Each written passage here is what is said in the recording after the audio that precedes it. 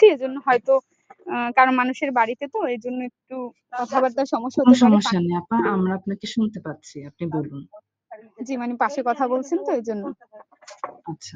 মানে বৃদ্ধা মহিলা তো বুঝতে পারেন না। আচ্ছা, ঠিক আছে, তো আমি বলছি। তো আপু এখানে হচ্ছে যে সবচেয়ে বড় গ্রাম, অথচ এই গ্রামটাতে মানে ইটের রাস্তা, পাকা রাস্তা তো দূরের কথা, ইটের রাস্তাও নেই। সম্পূর্ণ কাঁচা রাস্তা। আর বর্ষাকালের আমি অনেক ছবি গ্রুপেও আগে দিয়েছি। পুরো কাদা, মানে পায়ে হেঁটে যাওয়ার মতো অবস্থা থাকে না। আর একটা মাত্র স্কুল। হ্যাঁ, একটা মাত্র প্রাইমারি স্কুল, ক্লাস 8 পর্যন্ত পড়াশোনা হয়। তবে ওইখানে হচ্ছে তাও এবছর 80 বাদ হয়ে যাবে। শুধু ৫ম শ্রেণী পর্যন্ত এবছর মানে পড়াশোনা চলবে এখানে। আরেকটা স্কুল ছিল, সেটা হচ্ছে বেসরকারি স্কুল, যেটা ঘূর্ণিঝড় রেমালে ভেঙে পড়েছে। ওই ভাঙা অবস্থাতেই আছে। মানে চাপা পড়ে আছে না, ভেঙে চাপা পড়ে আছে। তো সেই অবস্থায় আছে। আর কি ২-১ টা মাদ্রাসা আছে, ওই যে কি বলে ধর্মীয় প্রতিষ্ঠান, মানে নুরানি পড়ায়, সেগুলো আছে। তো মানে পড়াশোনার ব্যাপারে এলাকার মানুষ খুব পিছিয়ে, এরা একেবারে অসচেতন। সেটা আমরা শারীরিক বলি, মানসিক বলি, সব দিক থেকেই। সেটা হচ্ছে, আর যদি এখানে কেউ অসুস্থ হয়, একটা চিকিৎসার ব্যবস্থা কি বলবো, বাজার ঘাট কিচ্ছু নেই। আর এখানকার একটা ফার্মেসিও নেই। হাসপাতালটা এগুলো তো মানে কল্পনাই করা যায় না এখানে। একটা ফার্মেসিও নেই যে একটা প্রাথমিক চিকিৎসার জন্য কিছু একটা নেবো আমি, একটা নাপা কিনবো, সেটাও এখানে ব্যবস্থা নেই। সেটার জন্য সেই দূরে আলিপুর বন্দর বাজারে, ওখানে না হয় কুয়াকাটাতে, না হয় মহিপুরে যেতে হবে। তো খুবই খারাপ অবস্থা। এখানে যদি কেউ রাতে অসুস্থ হয়, তো সেই ক্ষেত্রে সেই অসুস্থতার সময় অনেকে যেতে যেতে বলেছেন পথেও অনেকে মারা যায়, বা কিংবা রাতে অসুস্থ হয় যখন যে ঘূর্ণিঝড় দুর্যোগ, বর্ষার সময়টা, কিংবা এই যে সাগরে উচ্চ জোয়ার, পানি বেড়ে যাওয়া, অমাবস্যা পূর্ণিমার সময় যে পানি বেড়ে যায়, এই সময়টাতে তাদের অবস্থা খুবই খারাপ হয়, যেটা আমি দেখেছি বা তাদের মুখেও শুনেছি। আর হচ্ছে ভাঙা ঘর টর এগুলো অনেক আছে, অনেক নলকূপও আছেন, গভীর নলকূপ, যেটা হচ্ছে এখন ভেঙে টেঙে এখন আর ব্যবহার করছেন না। আবার পানির সমস্যা এগুলো প্রচুর আছে। এখানকার পানিতে প্রচুর পরিমাণে আয়রন, যে কারণে গভীর নলকূপের পানিটা ওনারা শুধু পান করতে পারেন, কিন্তু রান্নার কাজে ব্যবহার করতে পারেন না। আর গোসলের জন্য পুকুরের পানি আর ওই নলকূপের পানি ব্যবহার করেন।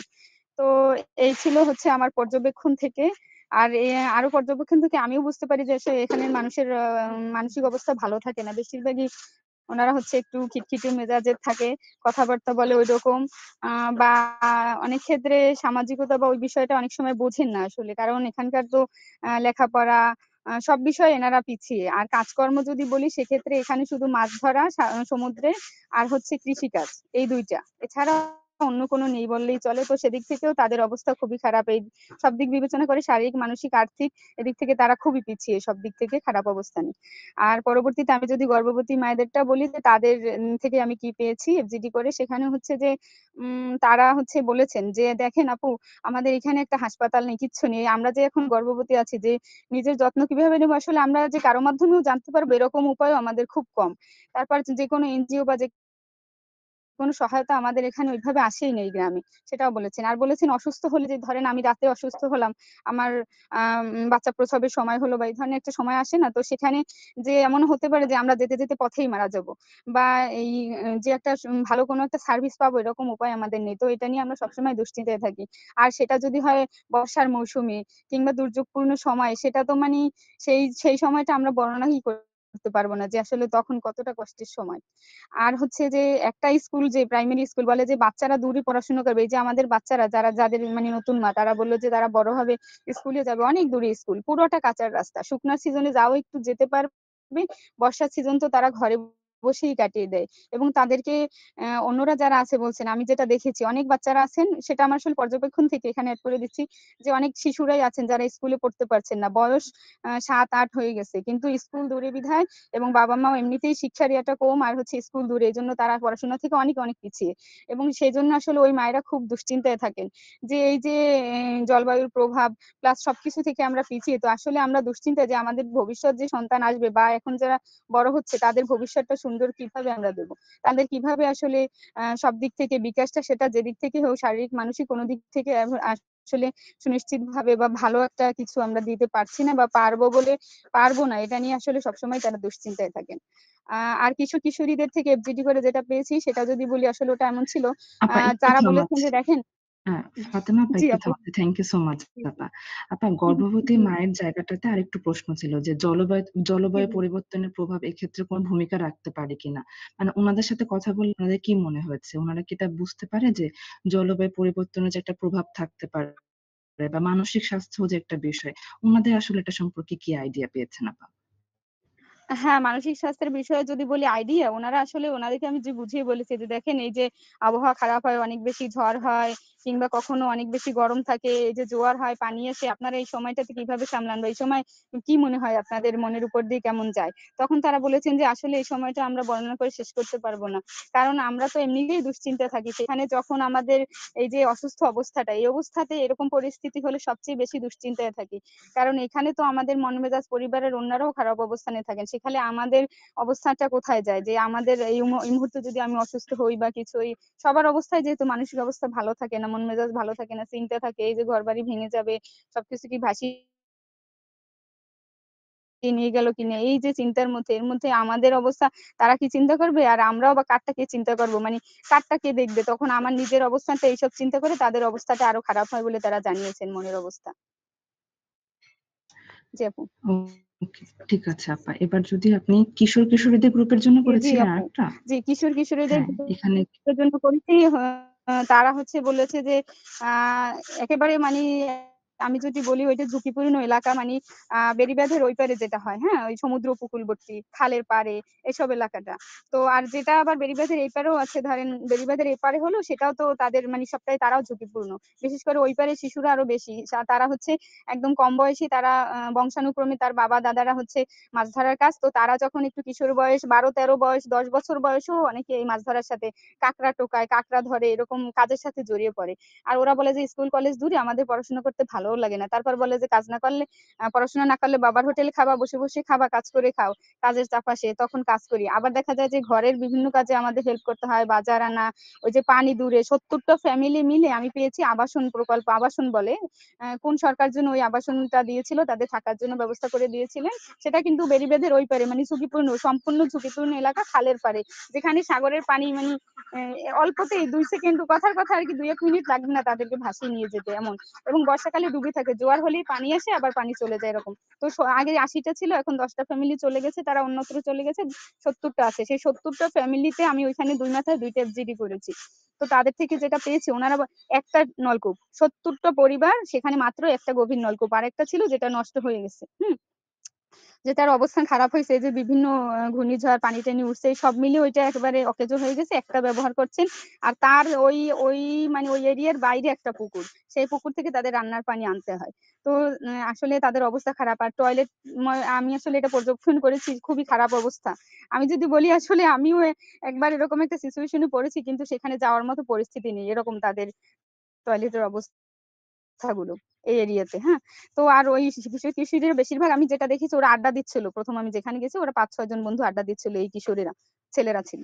তো পরে দেখলাম তারা আসলে সবাই ফোন নিয়ে ব্যস্ত এবং তারা বলেছেন যে তারা বেশিরভাগ সময় বন্ধুরা আড্ডা দেয় আর তাছাড়া YouTube, Facebook এরপরে হচ্ছে বিভিন্ন গেম, লুডো, ক্যারাম, ফুটবল, আ মিলিমিটার না কি এরকম অনেকগুলো নাম বলেছে তারা। এগুলো নিয়ে থাকে। আর হচ্ছে যে তাছাড়া আবার শারীরিক কিছু খেলা ফুটবল, ক্রিকেট, বউসি এইসব খেলাও তারা খেলে। রং, বরফ পানি বলেছে এসবও আমরা মাঝে মধ্যে বন্ধুরা মিলে খেলি। আর হচ্ছে যে বলে যে আমরা অনেকের আছে পড়াশোনা করতে চাই। কেউ ডাক্তার হতে চায়, কেউ ইঞ্জিনিয়ার, কেউ পুলিশ। একটা মেয়ে বলেছে যে আমি পুলিশ হতে চাই। মেয়েটা চুল-টুল উস্কো-খুস্কো ছিল, কিশোরী মেয়ে। তো বলতেছে ও আবার বলে পাশের বান্ধবীর সাথে বলছে পুলিশ আমি যখন জিজ্ঞেস করছি যে কার কি স্বপ্ন আছে, কে কি হতে চায়? তখন আবার পাশের বন্ধু কি পুলিশ হতে চাই বলে আবার বলতেছে, "পুলিশ হতে কি পারবো? আমি তো পুলিশ হতে পারবো না। কেমনে পারবো? আমার আব্বু তো যাই ওর বাবা-মা দুজনেই মানে ওই যে মাছ ধরার কাজে গেছে। ও বাসায় রান্না করতেছে ওই ছোট্ট মেয়েটা। তো সে বলতেছে যে, "আমার আসলে সম্ভব না।" তারপর আমি শুনি আবার আমি জিজ্ঞেস করলাম। বলল যে, "আমার মানে ইনকাম নাই। আমাগো ঘর দিয়া পানি পড়ে একদম ভাঙা। ওই যে রেমালে লাস্ট ভেঙে গেছে। সেই জরাজীর্ণ অবস্থায় ওই যে টিনের মানে কি বলে জং পড়ে না? জং ধরা টিন ঝরঝর করে পড়ে, পানি পড়ে। খুব খারাপ অবস্থায়।" তো বলে যে, "আমি তো আসলে সে পুলিশ হতে পারব না।" মানি ওরা সবাই বলল যে আমাদের আবার কেউ বলেছে ছেলেরা যে ব্যবসায়ী হতে চায়। বলে, "হয়তোবা আমাদের পরিবার যদি ঋণ-টিন নেয়, তারা যদি সহায়তা করে সেক্ষেত্রে হয়তো আমার স্বপ্ন পূরণ হতে পারবে।" কিন্তু অন্যান্য যারা বলল ডাক্তার, ইঞ্জিনিয়ার এইসব হতে চায় তারা বলছে যে আসলে এটা আমাদের পরিবেশে সম্পূর্ণ ওইভাবে আ স্বপ্নটা পূরণ হওয়া আসলে সম্ভবপর নয়। আর হচ্ছে যে ওই সময়টাকে ওদের কেমন যায় সেই কথা ওরা বললো যে আসলে ওই সময় আমরা খুব দুশ্চিন্তার মধ্যে থাকি, যখন কোনো দুর্যোগ আসার কথা বা এই সময়টা জেনেই আম জলবায়ুর যে প্রভাবটা খারাপ সময়গুলো যায় তখন। বলে যে আমাদের মন মেজাজ ভালো থাকে না, একেবারে খুবই খারাপ থাকে। আর আমরা হচ্ছে যে বন্ধুরা একসাথে আড্ডা দিতে পারি না, ঘরের মধ্যে বন্দি থাকতে হয়। ফোন-টোনও অনেক সময় চার্জ থাকে না, ফোনে সময় দেখি তাও করতে পারি না। তখন অনেকে ঘুমায়, অনেকে রাগ করে, একেবারে অতিরিক্ত রাগ হয়। আবার কেউ বলে আমি শুধু আব্বুর সাথে রেগে থাকি, আর তার সাথে কথা বলি না, আর সবার সাথে বলি। এরকমও মানে কিশোরীদের পক্ষ থেকে কথা আসে যে তারা তার বাবার সাথে রাগটা প্রকাশ করে আর কারোর সাথে করে না। তো এগুলো ছিল আপাতত। আরো কিছু মিস করেছি কিনা ওকে। বিশাল নোট করেছি। না, না ঠিক ঠিক আছে, আছে, ঠিক আছে আপু ধন্যবাদ। সমস্যা নাই। যেহেতু অনেক তথ্য এসেছে আপনার কথা শুনে বোঝা যাচ্ছিল। সো হয়তোবা আমরা বাকিটা আপনার এফজিডি রিপোর্ট দেখলে বুঝতে পারবো। So thank you so much আপা এত সুন্দর ধন্যবাদ। করে বলার জন্য। সো আমি যদি এবার একটু হালিমা আপার কাছে যাই। জি আপা, সরি আসলে প্রথমে আমি হয়তো বা রিপ্লাই দিতে পারি না, আমার এখানে ইলেকট্রিসিটি সমস্যা ছিল, নেট চলে গেছে এখন। না, না কোনো সমস্যা নেই। ঠিক আছে। আমি আবার একটু বলব যেহেতু আমাদের সময়টা একটু কম, আমরা যদি আরেকটু সংক্ষেপে বলতে পারি আমাদের মেইন অ্যান্সার গুলো তাহলে হচ্ছে আমাদের জন্য একটু ভালো হবে। আপা ওই জায়গাটা থেকে আমি একটু আপনার পর্যবেক্ষণটা জানবো এবং আপনি কোন কোন গ্রুপের সাথে এফজিডি করেছেন আপা? আচ্ছা, আমি হলো প্রাপ্তবয়স্ক যে যারা ছিল এলাকার গণ্যমান্য ব্যক্তি ওনাদের সাথে হলো এফজিডিটা করেছি। আচ্ছা, ওকে। ঠিক আছে আপা। তাহলে যদি একটু শুরুতে আপনার পর্যবেক্ষণটা জানতে পারি যে কি দেখলাম আমরা কমিউনিটিতে। আচ্ছা, আমি যদি আমার পর্যবেক্ষণের যে বিষয়টা সেটা যদি একটু শেয়ার করি, এখানে হলো আমি কেবল ২ মাস হলো আসছি। তো এখানে বিভিন্ন সময় দেখা গেছে ফিল্ডে গিয়েছি বা আশেপাশের যে যে পরিবেশ, যে বাসাটাতে আমি থাকছি তার আশেপাশেরও যদি কিছু বিষয় দেখে যদি বলি, তো আমার পর্যবেক্ষণের থেকে যদি বলি আশেপাশের পরিবেশের বর্তমানে যে সমস্যাটা মূলত এলাকার সবচেয়ে বড় সমস্যাটাই হলো রাস্তাঘাট। হ্যাঁ, রাস্তাঘাট প্রচুর পরিমাণের ভাঙা। এখানে পাকা রাস্তা, যেটা ফাতেমা আপা বলে গিয়েছে যে পাকা রাস্তাটা আসলে কল্পনা করাটাই অনেকটা দুষ্কর্য। তো এই জায়গাটাতে দেখা গেছে রাস্তাঘাটের অবস্থা খুবই খারাপ। আবার যখন ঝড় বৃষ্টি হয় তখন তো রাস্তাঘাটে ঢোকাটাই অনেক সমস্যা হয়ে যায়। আর যদি বলি যে সম্প্রতি যে এখানের যে বিভিন্ন ঝড় বৃষ্টির ফলে কি ধরনের ক্ষয়ক্ষতি হয়েছে। হ্যাঁ, অনেকের বাড়িঘরই ভেঙে গেছে। দেখা গেছে ঘরের চাল নিয়ে গেছে, সেগুলো এখন আবার মেরামতের কাজ করতেছে বা অনেকের ঘরে এখনো পানি পড়ে। তো এরকম একটা অবস্থার মধ্যে দিয়ে এলাকার মানুষগুলোরা যাচ্ছে। পাশাপাশি যদি পুকুরের যে বিষয়গুলো বলি, পুকুর বা খালের যে জায়গাগুলো, এই জায়গাটা আসলে শিশুদের জন্য আ আ মানে খুবই অনিরাপদ একটা জায়গা। এবং পুকুরগুলাতেও দেখা গেছে মেক্সিমাম পুকুরগুলাতেই আ বেড়া দেয়া নাই। তো বিভিন্ন জায়গার যদি বলি যে ওই জায়গাটাতে দেখা গেছে আশ ৪-৫ টা করে পুকুর তো একেকটা বাড়ির মধ্যে। ১ টা বা ২ টা পুকুরে হয়তোবা নেটের জাল দিয়ে বেড়া দেওয়া আছে। বাট মেক্সিমাম পুকুরগুলাই খোলা। তো ওই জায়গাটাতে আসলে শিশুরা খেলাধুলা করে এবং দেখা গেছে অনেক সময় শিশুরা রাস্তাঘাটেও খেলাধুলা করে। আর টয়লেটের অবস্থা যেটা ফাতেমা আপা বলে গেছে, আমিও আবার সেই বিষয়টাই বলব। যখন আমরা দেখা গেছে আ আ বিভিন্ন গ্রামে যাচ্ছি বা কমিউনিটিতে যাচ্ছি, রাস্তা থেকেই হলো টয়লেটের গন্ধ পাওয়া যাচ্ছে। মানে এরকম পরিমাণের একটা অবস্থা। মেক্সিমাম টয়লেটই খোলা টয়লেট।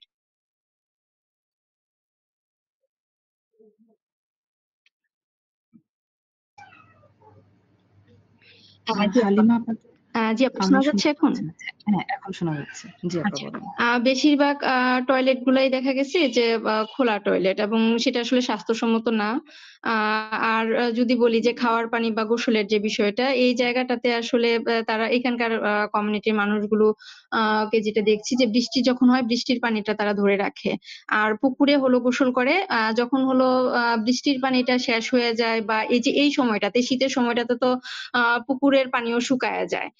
তখন ওরা এই বৃষ্টির পানিটা ধরে রাখে যখন হলো আ এই শীতের সময় ব্যবহার করার জন্য। আর যখন হলো ঝড় বৃষ্টিটা থাকে বা পানি থাকে চারিপাশে, ওই সময়টাতে তারা পুকুরের পানিটাকে ইউজ করে রান্নার কাজে বা আনুষঙ্গিক যে কাজকর্মগুলো আছে সেগুলাতে। তারা ওই পুকুরের পানিটা নিয়ে ওইটা ফিটকিরি মেরে ওই পানিটা পরিষ্কার করে তারপরে তারা রান্নার কাজে ব্যবহার করে।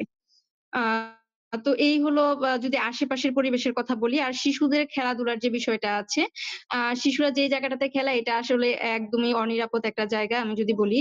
যেমন মেক্সিমাম সময় দেখা গেছে শিশুরা রাস্তাঘাটে বা আ আশেপাশে যে দোকানগুলো আছে ওইখানে একটু প্লেন জায়গা থাকে ওই জায়গাটাতে খেলে বা পুকুরের পাশে গাছতলা গাছের শিকড়ের উপরে বসে ওরা খেলাধুলা করে। তো এই জায়গাটাতে আমরা যখন সার্ভে করতে গিয়েছি এবং আমি ওই জায়গাটাতে সার্ভে করার কাজে কিছু জায়গায় ছিলাম। তখন কিছু মায়েরা শেয়ার করছিল যে, "আপা আমাদের পুকুরে পড়ে আমার এখানকার ২-৩ জন শিশু মারা গেছে।"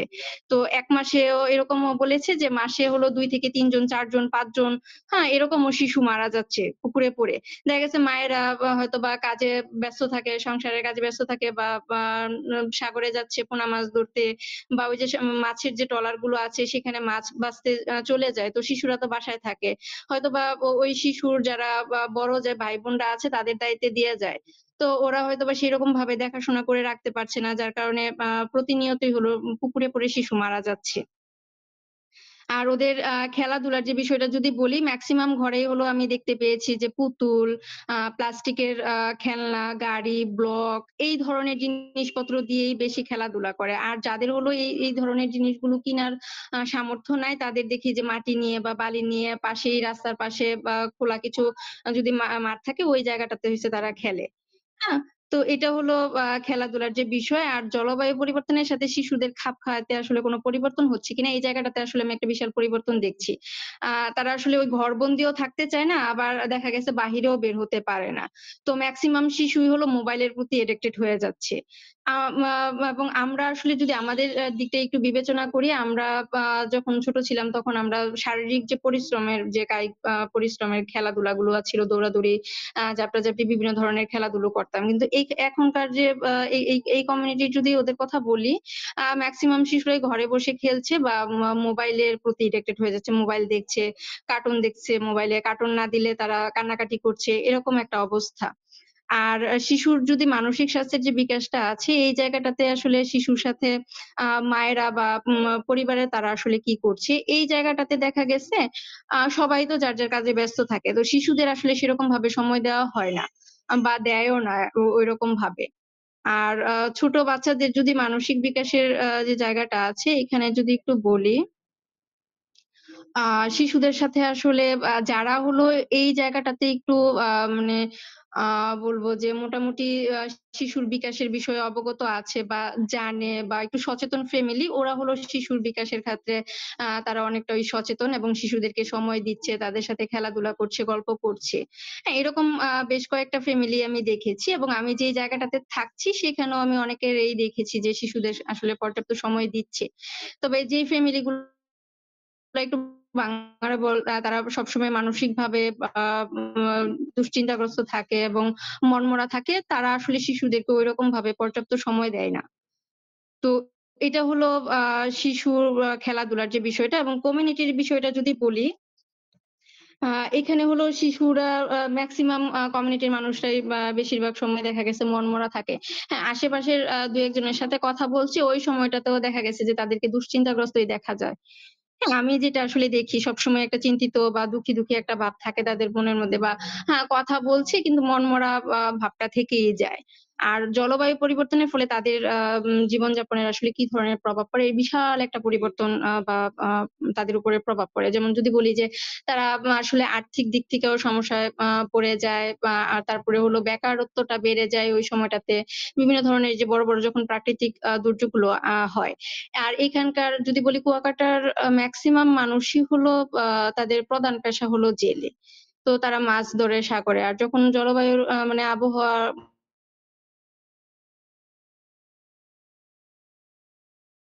হয়, টানা বৃষ্টি হয়, তখন হলো আপা আমার কথা কি বুঝা যাচ্ছে? একটু কেটে যাচ্ছিল, এখন ঠিক আছে আপা। আচ্ছা। তো যদি বলি যে যখন হলো জলবায়ু পরিবর্তনটা হচ্ছে বা বিভিন্ন ধরনের প্রাকৃতিক দুর্যোগগুলো আসছে ওই সময়টাতে তারা আ আসলে সাগরে মাছ ধরতে যেতে পারে না বা কৃষিকাজ করে। ওই সময়টাতে দেখা গেছে সাগরের পানিও যে পুকুরগুলো আছে বা খাল আছে, ওই খালেও লবণাক্ত পানিটা চলে আসে। তো চলে ওই সময়টাতে তারা কৃষিকাজে ওই পানিটা সেচ কাজে ব্যবহার করতে পারে না। তো যার কারণে হলো তাদের মধ্যে আসলে জীবনযাপন বলেন বা মানসিক স্বাস্থ্যের বলেন বা শারীরিক স্বাস্থ্যেরই অনেকটা পরিবর্তন দেখা যায় তাদের সব সাইড থেকে প্রভাব পড়ে। আর এখানে যদি আরেকটা বিষয় বলি যে মানুষ একে অন্যের সাথে আসলে কথা বলে কিনা বা দলবদ্ধভাবে তারা চায়ের দোকানে বা বিভিন্ন জায়গায় আসলে যায় কিনা। হ্যাঁ, কিছু জায়গায় দেখেছি যে হ্যাঁ, তারা চায়ের দোকানে বা বিভিন্ন বা বিকেলে আশেপাশের যারা থাকে তাদের সাথে গল্প বা একটু সময় কাটায়। আর মেক্সিমাম মানুষই গেছে যে ঘরেই থাকে বা তাদের আসলে আ আ কি বলবো? আ কর্ম আ কাজে বলি এই জায়গাটাতে হলো আমি এই বিষয়গুলো আ অবজার্ভ করে দেখেছি। আর আমি হলো করেছি, এফডিডি করেছি কমিউনিটির যে গণ্যমান্য ব্যক্তিবর্গ আছে এবং বয়স্ক যে ব্যক্তিবর্গ আছে উনাদের সাথে। তো এই জায়গাটাতে যদি আমি বলি যে বিগত বছরে আসলে যদি তাদের জলবায়ু পরিবর্তনের ফলে কি ধরনের প্রভাব পড়েছে এবং ওই জায়গাটাতে আসলে তারা কিভাবে সামলাচ্ছে। আ তো আমি আসলে বয়স্কদের সাথে যখন বসছি বা ওইখানে আমার প্রায় আ ৯-১০ জনের মতন সদস্য ছিল। তো সবাই আসলে বলছিল যে, "আপা আ এইখানে বিগত বছর ১ম এ হলো জিজ্ঞেস করা হয়েছিল যে বর্তমানে আসলে তাদের কি সমস্যাটা হচ্ছে। সবাই আসলে পানির সমস্যাটাই বলছে। আর আমি যেই জায়গাটাতে আসলে এফজিডি করেছি এটা নজিবপুরের একদম পুরা আ শেষ সাইডে ১ম এফজিডিটা করেছি। তো এটা হলো একদম পুরা ৩ নদীর মোহনা। তো এই জায়গাটাতে যখন কোনো আ আ জোয়ার ভাটা হচ্ছে তো সর্বপ্রথমেই তারাই এফেক্টেড হচ্ছে। আবার যখন প্রাকৃতিক দুর্যোগগুলো হচ্ছে তারাই এফেক্টেড হচ্ছে। তো উনারা বলছিল যে আপা আমাদের এখানে সবচেয়ে বড় সমস্যাটা হলো পানি। আমরা আসলে দেখা গেছে আশেপাশে সব জায়গায় পানি আছে বাট আমরা ব্যবহার জনিত এরকম পানি আমরা পাই না। আর ব্যবহারের জন্য যে পানিটা নিয়ে আসা হয় এটা একদম পুরা ০.৫ ঘন্টার একটা রাস্তা পার হয়ে তারপরে হলো গড়কুল আর বাহিরকুল বলে। তো আমি হলো বাহিরকুলে আসলে এফজিডিটা করেছি। আর গড়কুলে থেকে হলো উনাদের পানিগুলো আনতে হয়। তো ওই জায়গাটাতে আসলে সেচ ব্যবস্থাও সেরকম ভালো না এবং ০.৫ ঘন্টা সময় লাগে তাদের যে দৈনন্দিন ব্যবহারকৃত পানি আনার জন্য এরকমটা সময় লাগে। আর এখানে যখন বলা হয়েছিল যে বিগত বছরে আসলে তারা কি ধরনের তাদের পরিবর্তনগুলো লক্ষ্য করছে। তখন ওরা বলছিল যে, "আপা আমাদের তো সব জায়গায়ই সমস্যা। আমাদের আর্থিক সমস্যা হচ্ছে। আমরা শারীরিকভাবে আমরা বাধাগ্রস্ত বিভিন্ন ধরনের রোগবালাই হচ্ছে। আবার মানসিকভাবেও আমরা সবসময় দুশ্চিন্তাগ্রস্ত থাকছি।" তো এই জায়গাটাতে দেখা গেছে আমরা তো জানেনই যে আমরা সবসময় আমরা মাছ ধরি। জেলেই হলো আমাদের একমাত্র পেশা। তো যখন প্রাকৃতিক দুর্যোগগুলো হয় বা সাগরে যখন সংকেতগুলো দেওয়া হয়, বিপদ সংকেত, ওই সময়টাতে তো আমরা মাছ ধরতে পারি না। তো ঘরবন্দি থাকি। এবং ওই সময়টাতে আমাদের আর্থিক অবস্থাটাও ভালো থাকে না। তখন দেখা গেছে যে আমরা নিজেরাও চিন্তিত থাকি যে কিভাবে হলো সংসার বা পরিবারে যারা আছে তাদের চাহিদাটা মিটানো যায়। হ্যাঁ? এবং যখন প্রাকৃতিক দুর্যোগগুলো হয় বা উনারা এরকমটাও বলছিল যে, আপা যখন হলো হয়, জোয়ার আসে তখন দেখা গেছে আমরা রাত্রে শুয়ে আছি, পানির শব্দ পাচ্ছি ঘরের ভিতরে পানি ঢুকে গেছে। তো তখন দৌড়াদৌড়ি করে হয় কোনো সময় দেখা গেছে যে জিনিসপত্র নিয়ে বের হতে পারি। কোনো সময় দেখা গেছে যে যারা আমরা মানুষজন থাকি তারাই আ বা কোনোভাবে আমরা নিরাপদ স্থানে যাওয়ার চেষ্টা করি। তো এই জায়গাটাতে আসলে যখন বলা হচ্ছিল যে আ ম তাদের মানসিক স্বাস্থ্যের উপরে আসলে কি ধরনের প্রভাব পড়ে, তখন বলতেছে যে, "আপা আমরা তো সবসময় একটা চিন্তার মধ্যে থাকি, একটা আতঙ্কের মধ্যে থাকি, ভয়ের মধ্যে থাকি যে এই সময়টাতে আসলে আমরা আসলে নিরাপদ স্থানে পৌঁছাতে পারবো কিনা, আমার আপনজনদেরকে আমি সেভ করতে পারবো কিনা এই জায়গাটা। আর নিজেকে সামলানোর কথা বলছেন, এই জায়গাটাতে আ যার চিন্তা সেই করে। এখানে আসলে কিছু করার নাই আমাদের।" তো যা আছে সেটা নিয়েই আমরা চেষ্টা করি যে আসলে কিভাবে হলো নিজেকে একটু সামলানো যায় এবং মাথাটা ঠান্ডা রেখে সবাইকে নিরাপদ স্থানে নেওয়া যায়। এই জায়গাগুলো হলো আমরা নিজেকে করার চেষ্টা করি। আর মন ভালো থাকার এবং খারাপ থাকার বিষয়টাতে যখন বলা হচ্ছিল, সবাই একদম পুরো বলছিল যে হ্যাঁ, মন ভালো থাকা খারাপ থাকার সাথে জলবায়ুর পরিবর্তন অবশ্যই আছে। যখন এই যে একটানা ঝড় বৃষ্টি হয় তখন তো আমাদের মনটা সবসময় খারাপ থাকে। কাজে যেতে পারি না। ঘরে অভাব অনটন থাকে, মেজাজটাও খিটখিটে থাকে। তখন দেখা গেছে যে পরিবারের অন্য সদস্য যারা থাকে তাদের সাথেও কথা বলতে ভালো লাগে না। কাজকর্ম করতে ইচ্ছা হয় না। আর এই জায়গাগুলোতে দেখা গেছে তখন সংসারে অশান্তি হয়। হ্যাঁ, অনেক সময় দেখা গেছে এই জলবায়ু বা আবহাওয়া পরিবর্তনের ফলে যে আমাদের ওই যে কাজ থাকে না, বেকার থাকতেছি, তখন আমরা তার চাহিদাটাও পূরণ করতে পারছি না। ওই সময়টাতে দেখা গেছে যে অনেক সময় ঝগড়াঝাটি হচ্ছে, সংসারও ভেঙে যাচ্ছে। তো এরকম একটা অবস্থার মধ্যে দিয়ে আমরা যাচ্ছি। আর এই জায়গাটাতে দেখা গেছে যে বলা হয়েছিল যে বিগত ২০ বছরে আসলে তারা কি ধরনের পরিবর্তন দেখেছে বা সবচেয়ে বড় সমস্যাটা আসলে যেটা আগে ছিল না এখন দেখা যাচ্ছে। আ আ যেহেতু বয়স্কদের সাথে নিয়ে বসছি, উনারা বলছিল যে আপা বা আমরা যখন ছিলাম আমাদের সময় এত ঝড় বৃষ্টি ছিল না। হ্যাঁ, এত প্রাকৃতিক দুর্যোগ ছিল না। ২০০৭ এর যে বন্যাটার পর থেকেই হলো দেখা গেছে আমাদের এলাকাটাতে বেশি প্রাকৃতিক দুর্যোগগুলো হচ্ছে। ঘন, ঘন প্রাকৃতিক দুর্যোগ হচ্ছে। হ্যাঁ, এই এখন আবহাওয়া ভালো আছে, এখনই আবহাওয়া খারাপ হয়ে যাচ্ছে। তো আমরা মনে করি যে বিগত ২০ মানে কয়েক বছরের মধ্যে সবচেয়ে বড় সমস্যাটা হচ্ছে আমাদের এই আ আ জলবায়ুগত পরিবর্তনটাই সমস্যাটা হচ্ছে। যেটা আগে আমাদের এত হতো না। আগেও হতো বাট এত হতো না। আর যে জায়গাটাতে হলো যে বাচ্চাদের আসলে খেলার পরিবর্তনের কি ধরনের পরিবর্তন দেখেছে। উনারা বলছিল যে আগে তো আমরা হলো মা কায়িক পরিশ্রমের যে খেলাধুলা, দৌড়াদৌড়ি যে ছুটাছুটি বা ক্রিকেট, ফুটবল এই ধরনের খেলাধুলা করতাম। আর এখনকার বাচ্চাদের মধ্যে যেটা দেখি যে তারা আসলে বেশি দৌড়াদৌড়ি বা কায়িক পরিশ্রম হয়, ব্যায়াম হয়, ওই ধরনের খেলাধুলা তারা আসলে করে না। তারা ঘরবন্দিই থাকে।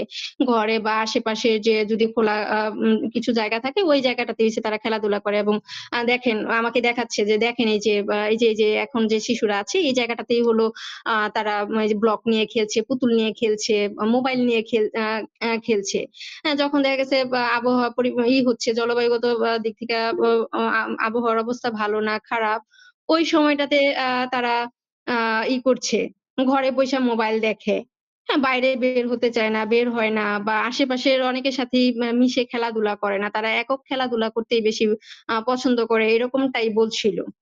আর উনারা বলছিল যে আমরা আসলে যখন ছিলাম তখন আমাদের অনেক বড় দল ছিল। আমরা দলে খেলাধুলা করতাম। এখন তো দেখা যায় না সেরকম যে দলে তারা খেলাধুলা করছে।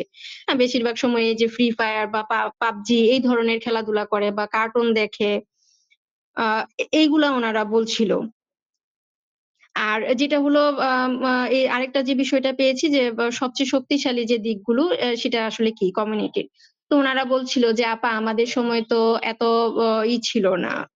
এনজিও ছিল না। তো এই জায়গাটাতে এখন আমি মনে করি যে আমাদের এই এলাকার সবচেয়ে বা এই কমিউনিটির সবচেয়ে বড় শক্তিশালী দিক হলো বিভিন্ন এনজিও গুলো। হ্যাঁ, একেকটা এনজিও থেকে দেখা গেছে শিশুদের নিয়ে কাজ করতেছে, মা-বাবাদের সাথে কাজ করতেছে। তারপরে এই যে আপনারা যে বিষয়টা বলছেন যে আপনারা সামনে কাজ করবেন আপনাদের এখানে আমাদের যে গ্রামটাতে আমি গিয়েছি ওইখানে অলরেডি সার্ভে করা হয়েছিল। তো উনারা বলছিল যে হ্যাঁ, এই যে আপনাদের এখানেও তো আপনাদের ব্র্যাক থেকেও তো আসছে। তো এই জায়গাটাতে দেখা গেছে ব্র্যাক থেকেও আমরা অনেক সুযোগ সুবিধা পাচ্ছি। যেটা এখনকার এরা পাচ্ছে যেটা আগে আমরা পাই নাই। তো এতটুকুই ছিল আপা। Thank you. Okay, thank you so much Halima আপা খুব সুন্দর করে ডিটেইলে বলার জন্য। আমি যদি কুয়াকাটার বাকি যে ২ জন পিসি আপা আছেন মানে হালিমা আপা এবং হচ্ছে ফাতেমা আপা পর্যবেক্ষণের পার্টটা খুব ডিটেইলে বলেছে। আপনাদের কাছে কি মনে হয় পর্যবেক্ষণের যে ধাপটা আছে ওখানে কি নতুন করে কোনো কিছু এড করার আছে? যদি এড করার না থাকে তাহলে হয়তোবা আমরা সরাসরি এফজিডি তে চলে যাব। আচ্ছা, আমি একটু রুমা আপা হ্যান্ড রেইজ করেছেন, আপার কাছে একটু আসবো। আপা নতুন কিছু পর্যবেক্ষণের জায়গাটা এড করার আছে?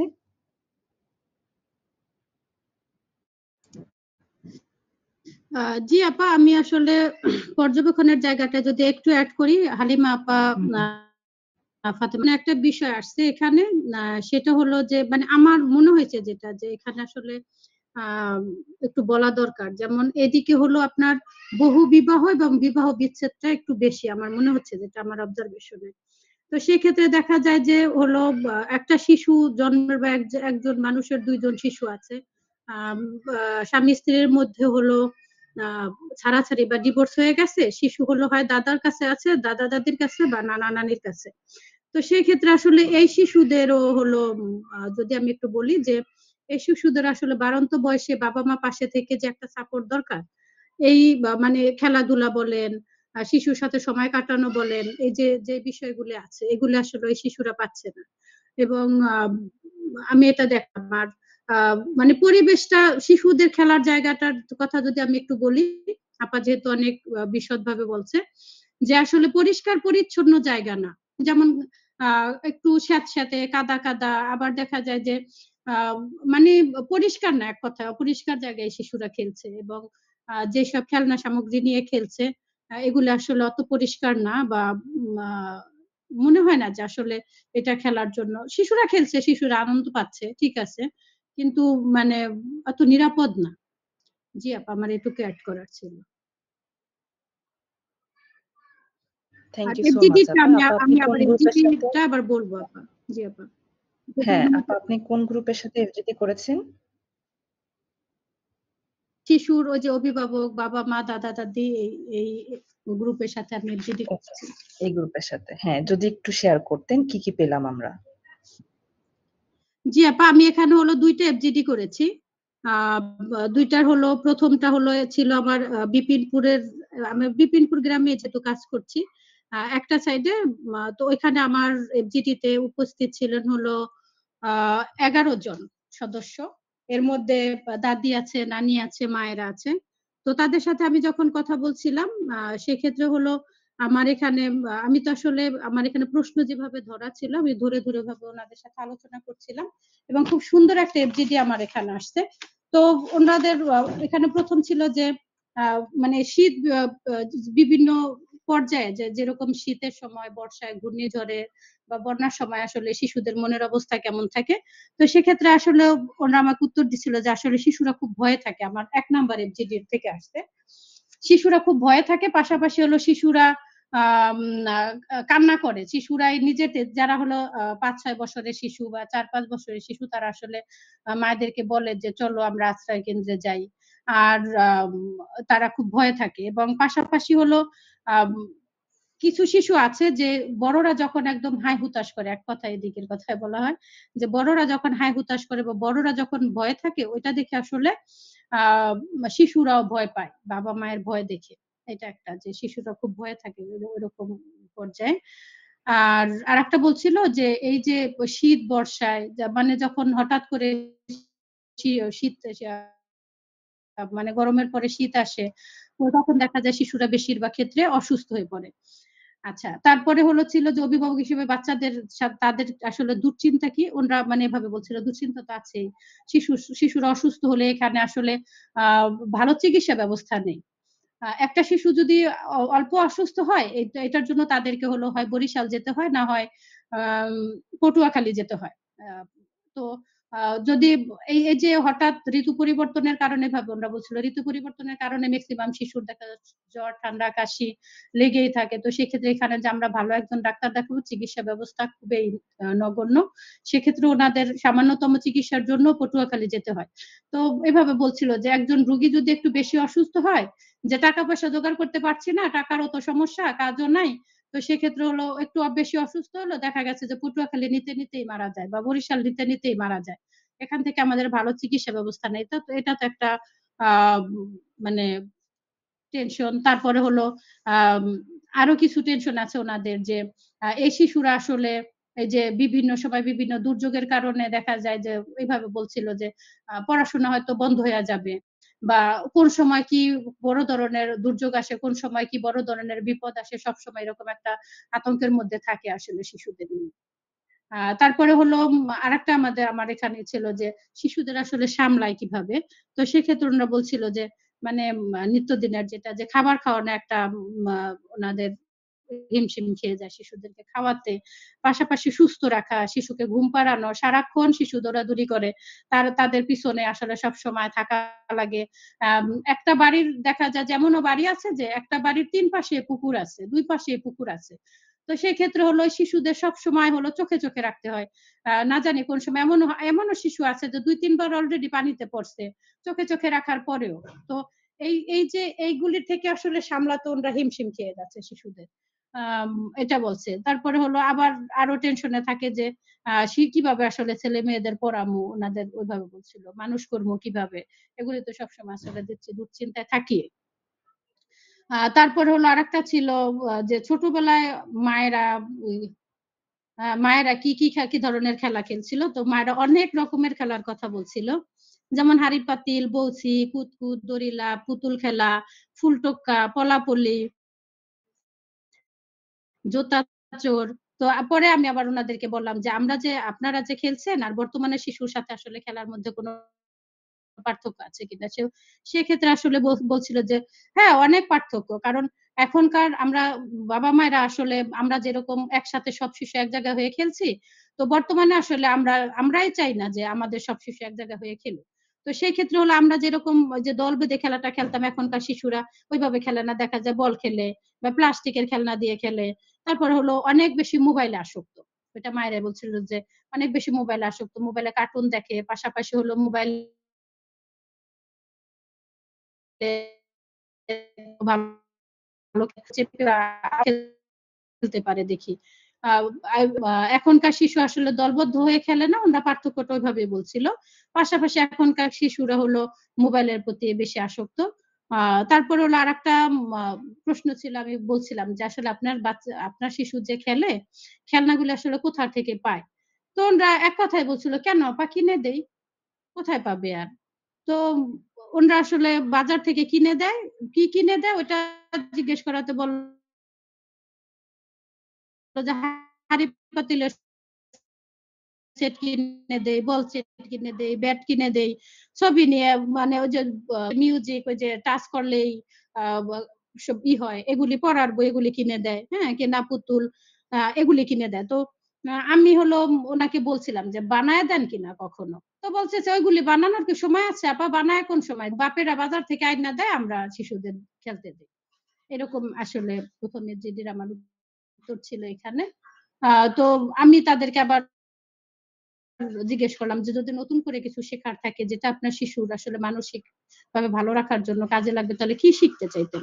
তো সেক্ষেত্রে আসলে তাদের উত্তরটা ছিল এরকম যে, শিশুর সাথে আসলে কিভাবে ভালো ব্যবহার করতে পারি? শিশুর সাথে আমরা কিভাবে কথা বলতে পারি? শিশুর সাথে কি খেলা করলে করা যায় যাতে শিশু একটু ভালোভাবে শিখতে পারবো? পাশাপাশি শিশুর সাথে কিভাবে ভালো বন্ধু হইতে পারি? এগুলি আসলে শিখলে হয়তো আমার শিশুর জন্য আমার জন্য লাভ হইতো। হুম? তারপরে হলো আবার আ যখন আরেকটা প্রশ্ন ছিল আমাদের এখানে যে ভবিষ্যৎ নিয়ে আপনার কি আশা? জলবায়ুর পরিবর্তনের ক্ষেত্রে আসলে এর কি ভূমিকা রাখতে পারে? এরকম একটা প্রশ্ন ছিল। সেক্ষেত্রে বাবা উনাদের উত্তর ছিল যে, "অনেক তো আশা করি। তবে জলবায়ু পরিবর্তনের কারণে বা ঘূর্ণিঝড় বা অন্য কোনো দুর্যোগে বাচ্চাদের পড়াশোনা বন্ধ হতে পারে, বিপদ হতে পারে। গাছ উলগাইয়া শিশুর গায়ে পড়তে পারে। পানি এসে বাসায় নিয়া যাইতে পারে যখন আশ্রয় কেন্দ্রে চলে যায়। ওই সময় নাকি হলো উনাদের ঘরেও চুরি মানে যখন বাড়িতে কেউ থাকে না, ঐরকম পর্যায়ে এসে নাকি বাড়িঘরে চুরি হয়। এটা আরকি মায়েরা শেয়ার করছিলেন যে, এই যে এগুলি যে আসলে আমি তো চাই আমার সন্তান অনেক বড় হোক, আমার সন্তান অনেক ভালো বড় মানুষ হবে। কিন্তু সময় থাকি। হুম? তো আমার ২ নাম্বার এফজিডিটা যদি আমি একটু শেয়ার করি আপা। এটা ছিল এখানে আমার মা, বাবা, দাদি, নানি না বাবা ছিল না, বাবাদের পাই নাই। মা, দাদি, নানি এরা ছিল। এখানে আমার ১০ জন এফজিডিতে ১০ জন সদস্য উপস্থিত ছিল। তো ওনাদের আসলে ১ম এ শীত বর্ষা বন্যার সময় আসলে ওনাদের যে আ উত্তরটা ছিল এরকম যে সবসময় আতঙ্কে থাকি। বাতাস দেখে ভয় পায় শিশুরা, হ্যাঁ? তারপর হলো বাস মানে হলো আমরা যেটাকে বজ্রপাত বলি, হ্যাঁ? তো যে বড় বাস পড়ে তখন তো শিশুরা অনেক ভয় পায়। এরপর হলো আমরা বড়রা যখন ভয়ে থাকি তখন হলো ছোটরা আমাদের ভয় দেখেও ভয় থাকে। তো এরকম বলছিল। এরপরে ওনাদের উত্তরটা ওইভাবে ছিল যে আম দেখা যায় হঠাৎ করে যখন গরমের সময় না গরম পড়ে বা শীতের সময় না শীত পড়ে, তো এরকম হঠাৎ করে আবহাওয়া পরিবর্তনের সময় তো শিশুরা আসলে আম অসুস্থ হয়ে পড়ে। তো সেক্ষেত্রে আসলে শিশুদের এরকম অবস্থা হয়। বন্যা হলে এদিকে ঘূর্ণিঝড়ের অবস্থা বেশি, তো ঘূর্ণিঝড় হলো শিশুরা ভয় পায়, ওরকম করে বলছিল আর কি। তারপরে হলো বাচ্চাদের নিয়ে তাদের দুশ্চিন্তাটা ওইটাই, আসলে পুকুরের কথাই বলছে যে পুকুরে যায় অসুস্থ থাকলে, না খাইলে, ধুলাবালি নিয়ে খেললে, অনেক শিশু আছে যে ধুলাবালি নাকে গেলে তখন হলো শিশু অসুস্থ হয়ে পড়ে, এগুলি নিয়ে আসলে তাদের সবসময় দুশ্চিন্তা থাকে মায়েদের আর কি। তারপরে আরেকটা প্রশ্ন যে ছিল আমাদের, ও শিশুদের সামলানোর যে ব্যাপারটা, তারা মানে ওইভাবে বলছিল বাচ্চা পালা, বাচ্চা সামলানো, শিশু যখন জেদ করে, হ্যাঁ, খাবার খাওয়ানো, বাচ্চা দৌড়াদৌড়ি করে, পুকুরের দিকে বেশি যায়, তারপরে হলো সামনে রাস্তা আছে, দেখা যায় গাড়ি গুড়ি চলে, শিশুরা দৌড়ায় রাস্তায় চলে যায়, আসলে এইসব বিষয়ে শিশুদেরকে সামলানো ওনাদের একটু বেশি কঠিন হয়ে পড়ে।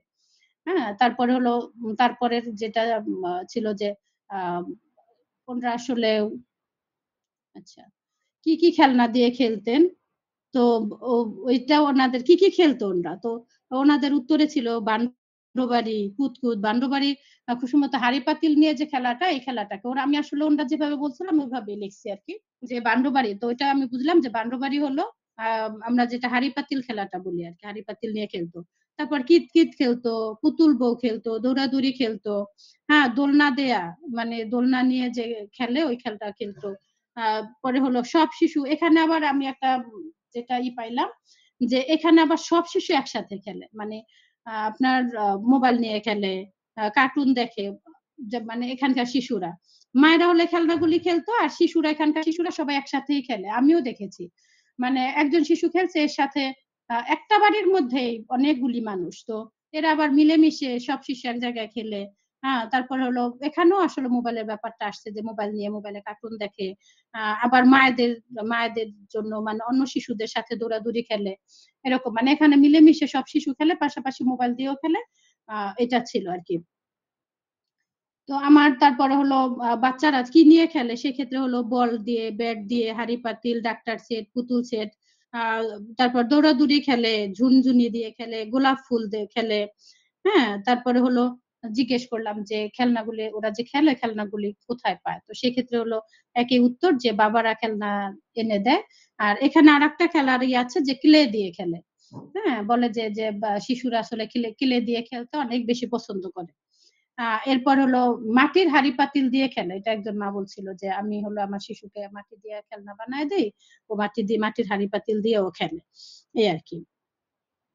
তো আমি পরে জিজ্ঞেস করলাম যে আপনার শিশুর, আপনি যদি নতুন কিছু শিখতে পারতেন, যে আপনার শিশুকে মানসিক ভাবে ভালো রাখতে পারে, তো আপনি আসলে কি শিখতে চাইতেন, তো এই ক্ষেত্রে ওনাদের উত্তর ছিল কোন কোন খাবারে শিশুর বিকাশ ঘটে, নতুন নতুন অ্যাক্টিভিটি কিভাবে খেললে বিকাশ হবে, কিভাবে শিশুদের জন্য আচ্ছা কিভাবে শিশুদের জন্য ধৈর্য ধরা যায়, কি করলে বাচ্চা অসুস্থ হবে না, এগুলি আসলে ওনাদের শেখার আগ্রহ ছিল নতুন নতুন ভাবে আর কি।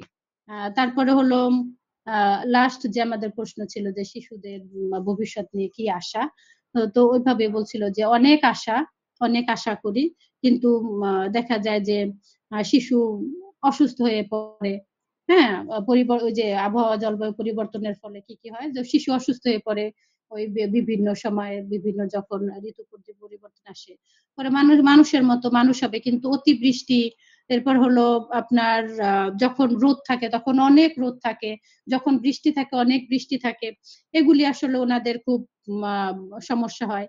আর একটা কথাও বলছিল যে আপনার আবহাওয়া পরিবর্তনের সাথে সাথে শিশুরা আসলে বেশিরভাগ অসুস্থ থাকে, আর যেহেতু চিকিৎসা ব্যবস্থা ভালো না, এজন্য আসলে ওনাদের হলো সবসময় ওনার যে আশাটা করে আশা আসলে হয় না। তারপরে আরেকটা কথাও বলছিল, আপা আমাদের এখানে দেখেন, আপনি এক পা হাঁটতে হাঁটতে পুকুর, এটা আসলে একদম, আপনি যদি মানে এক কথা 10 হাত হাঁটলে এর ভিতরে 2-3টা পুকুর পাবেন আপা, এরকম একটা পরিস্থিতি। তো বলে যে দেখা যায় যে আমি আমার সন্তান নিয়ে অনেক আশা করি, কিন্তু ছোটবেলায় আমার সন্তানরা পানিতে পড়ে মারা যায়। সাঁতার শেখার আগেই আসলে বেশিরভাগ যখন অল্প অল্প হাঁটা শেখে তখন থেকে আসলে আমাদের মাথায় একটা টেনশন থাকে যে না সময় কোন পুকুরে কোন ডোবা গিয়ে পড়ে, কিরকম কি অবস্থা, অনেক চোখে চোখে রাখলে অনেক সময় দেখি এরকম দুর্ঘটনা হয় আপা, তো সেক্ষেত্রে তো আসলে এরকম একটা সমস্যা হয়। তারপরে হলো জলবায়ু পরিবর্তনের কারণে আমাদের যে বিভিন্ন রকমের দুর্যোগের সম্মুখীন আমরা যখন হই, তখন দেখা যায় যে আমাদের শিশুরা অসুস্থ হয়ে পড়লেও আমরা তখন ডাক্তারের কাছে নিয়ে যেতে পারি না।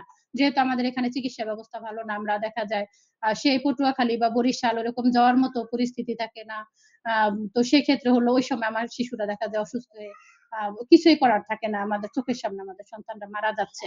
তো ওইভাবে ওনরা আবার ওইভাবে বলছিল, আপা যে একটু দেখেন, আপনারা তো কাজ করেন, দেখেন আমাদের এদিকে অন্তত চিকিৎসা ব্যবস্থাটার জন্য যদি একটু কাজ করতেন আপনারা, তাইলে আমাদের জন্য অনেক ভালো হইতো।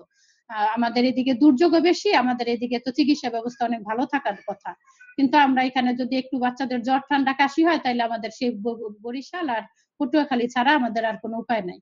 তো ওইরকম ওনরা বলে যে সপ্তাহে একদিন ডাক্তার আসে, আইসা বসলে তাও কোনো সপ্তাহে পাই, কোনো সপ্তাহে পাই না, এরকম এগুলি করে তো আর আসলে শিশুদের নিয়ে আমরা বড় আশা করলেও আমাদের আশা আসলে ওইভাবে সফল হয় না।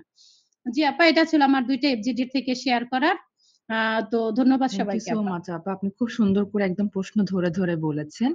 আমাদের কুয়াকাটা থেকে আর একজন বাকি আছে, নুসরাত সাথী আপা। আপা, আপনার কাছে যদি একটু জানতে চাই যে আমরা 3 জনের কাছ থেকে পর্যবেক্ষণটা শুনলাম, নতুন কোনো পয়েন্ট অ্যাড করার আছে কিনা আপা? না থাকলে আমরা FGD-টা চলে যাব। জি আপা, মানে আমি যেটা জি। আপা আমি যেটা মানে পর্যবেক্ষণ করে দেখছি, এখানে করছি এটা নদীর পাড়ে, মানে তাদের বাড়িঘর। তো ওই জায়গায় নদীর পাড়ে যেহেতু বাড়িঘর, তো সেক্ষেত্রে তাদের মানে বাচ্চারা প্রতি বছরই মানে বাচ্চা মারা যায় নদীতে পইড়া। আর ওদের মানে খেলার ওরকম কোনো মানে জায়গা নাই, সেক্ষেত্রে মানে নদীর পাড়ে তো বাড়িঘর, তো সেক্ষেত্রে ওরা নদীর পাড়ে বসেই খেলে।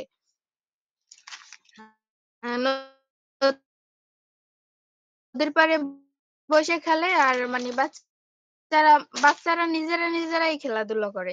আর ওর মানে মা বাবা সকালবেলা ট্রলার বলে, সাগরে যারা মাছ ধরতে যায়, ট্রলার আসলে মানে সকালবেলা তারা মানে মাছ বাছতে যায় মায়েরা, আর বাবারা হয়েছে গিয়া মানে দিনমজুর, তারা বোটে যায়। তো ওই পোলাপানের পড়াশোনা ওরকমটা মানে হচ্ছে না।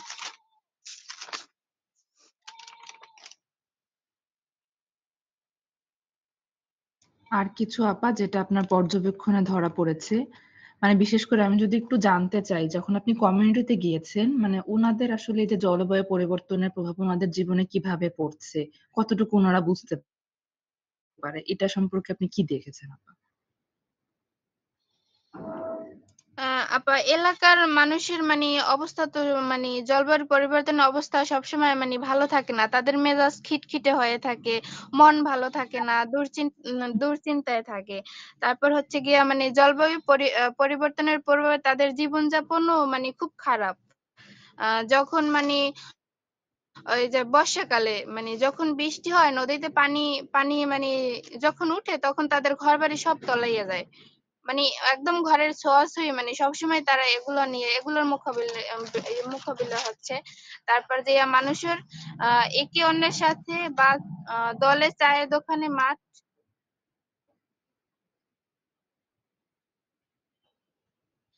তারা মানে সবসময় মানে এই যে এখানে হচ্ছে গিয়া মানুষের একে অন্যের সাথে বা আহ দলে চায়ের দোকান, মাঠ বা উঠোনে গল্প করে। মানে এটা হচ্ছে গিয়া আপা, এখানে তো মানে মাছের এলাকা না, সবাই তো মানে সাগরে যায়, ওরকম মানে করতে পারে না। ওকে, ঠিক আছে, বুঝতে পেরেছি। মানে সবার সাথে মানে ওরকম বসার সুযোগ নাই, সবাই মানে মাছের ইতে যায়, দিনমজুর তারা।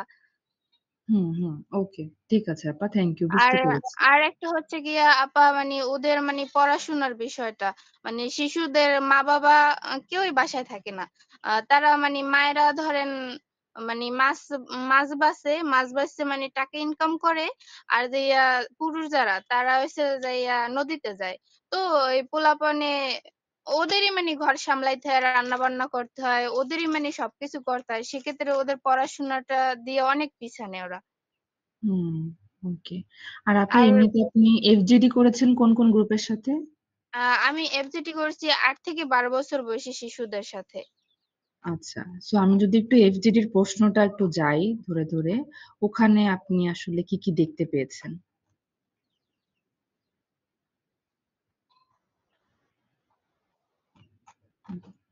হ্যাঁ আপা, আপনি একটু শুরু করেন, আমি প্রশ্ন বের করছি।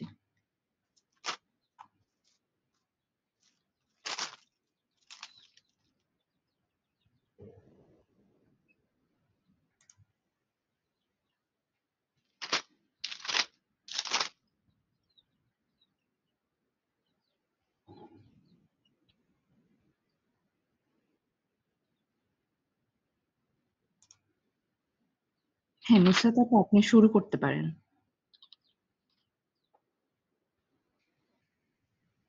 আহ আহ, আমি তো মানে এফজিডি করছি 8 থেকে 12 বছর বয়সী শিশুদের সাথে। তো মানে ওরা তো মানে ওদের মানে নিজেদেরই মানে সংসার মানে ওদের বাপ মা তো ধরেন ওই মানে কাজকর্মে ব্যস্ত থাকে, ওদের সংসার ওদেরই মানে সামলাতে হয়। সেক্ষেত্রে আহ মানে ওদের সাথে কথা বললে আমি যেটা মনে করলাম, ওরা মানে তারপর মানে কোন কাজটি করলে মানে ওদের মনের অবস্থা ভালো থাকে, ওরা মানে যতটুকু সময় পায় খেলাধুলো করে। মানে নদীর পাড়ে খেলাধুলো করে, তারপর মাঠ আছে একটা, ওই জায়গায় খেলাধুলো করে। তারপর এই যে বৃষ্টি বৃষ্টি যখন হয়, মানে জলবায়ু পরিবর্তনের সাথে সাথে আপা এটা তো মানে আমাদের এদিকের মানুষে মানে এটা মানাইয়ে নিছে। মানে ওরা এটা এই যে বর্ষা হয়, ঘূর্ণিঝড় হয়, অনেক কিছু মানে এগুলো দেখতে দেখতে ওদের মানে অভ্যস্ত হয়ে গেছে। সেক্ষেত্রে যখন মানে আসবে মানে বর্ষা হয়, এই যে জলবায়ুর পরিবর্তনের ইতে ওরা এগুলো মানে মানাইয়ে এনেছে, এজন্য ওদের অতটা হয় না। তারপর ওদের মানে সবচেয়ে মানে খেলা মানে পছন্দের খেলা হচ্ছে গিয়া মানে আমি তো মানে মেয়েদের সাথে করছি একটা এফজিটি, আর ছেলেদের সাথে করছি। তাই ছেলেদের সবচেয়ে বড় পছন্দের খেলা হয়েছে গিয়া ক্রিকেট, ফুটবল এগুলো। আর মেয়েরা খেলে যাইয়া যে পুতুল বউ, পুতুল বউ, তারপর কানামাছি, সিসি, বউসি, নিজেরাই মানে এগুলো খেলে। ওরা ওরা মানে নিজেরা খেলে। আর যে এমন কোন জায়গা আছে যেখানে তুমি যেতে পারো, তোমার নিষেধ করছে কেন? এটা হয়েছে গিয়া আম, মানে এই আমাদের এদিকে ধরেন এক বাড়ি থেকে অন্য বাড়ি এরকম মানে যাওয়ার জন্য এরকম মানে দেয় না বাবা মা। ধরেন ওই ঘরে যাইতে পারবে না, ওই ঘরে যাইতে পারবে না, এরকম বলে। আর স্কুলের মানে সব থেকে মানে বড় বিষয় মানে মানে ওরা যেটা পছন্দ করে মানে খেলাধুলা। স্কুলের বিরতির সময় যে হয়, ওরা খেলাধুলো করে, বন্ধু বান্ধবের সাথে আড্ডা দেয়। ওকে, ঠিক আছে, থ্যাংক ইউ নুসরাত আপা। মানে আপনার 2টা এফজিডি তো এই গ্রুপের সাথে ছিল, তাই না আপা? আচ্ছা ঠিক হ্যাঁ আছে। জি আপা। ওকে ঠিক আছে, তাহলে আমরা আপাতত তাহলে কুয়াকাটার যে গ্রুপে 4 জন আপনারা পিসি আপারা ছিলেন, ওনারা একটু বললেন ওনাদের রিফ্লেকশনটা। আমি যদি একটু বাকিদের কাছে যাই, আমাদের টিম থেকে বা অন্য টিম থেকে আপনারা আমরা যারা আছি, কারো কোনো প্রশ্ন আছে এই জায়গাটায়? যদি না থাকে আমরা হয়তো বা মোংলার পিসি আপাদের কাছে যাব।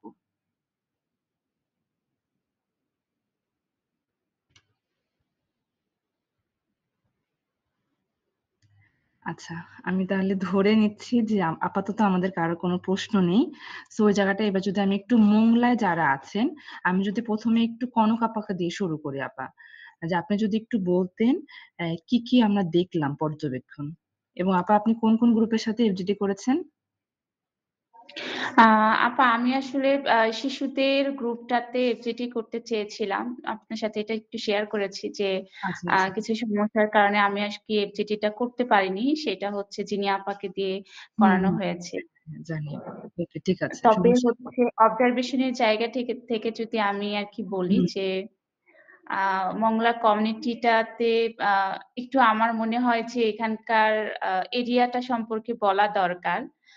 যেমন হচ্ছে মংলাতে বাড়ি হচ্ছে রাস্তার পাশ দিয়ে, ভিতরে মাঠের দিক দিয়ে কিন্তু কোনো বাড়ি নেই, কারণ ওই জায়গাগুলোতে হচ্ছে পানি, ঘের, মাছ চাষ করে। তো এখানে নদী যেমন অনেক আছে, খালও অনেক আছে, আবার হচ্ছে ঘের, মানে পুরো মাঠ হচ্ছে ঘের, পানি, মাছ চাষ করে। তো ওই জায়গা থেকে বলবো যে মংলাতে সবচাইতে বড় সমস্যা হচ্ছে পানি, লবণাক্ত পানি, বিশুদ্ধ পানির অভাব। তো এই মানুষগুলো আসলে যে ব্যবহার করে খাওয়ার পানি একমাত্র বৃষ্টি ছাড়া তাদের কিন্তু খাওয়ার পানির কোনো উৎস নেই। কোনো টিউবওয়েল তো এখানে টিউবওয়েল দিয়েও যদি পানিটা তোলা হয় সেটাও লবণ পানি।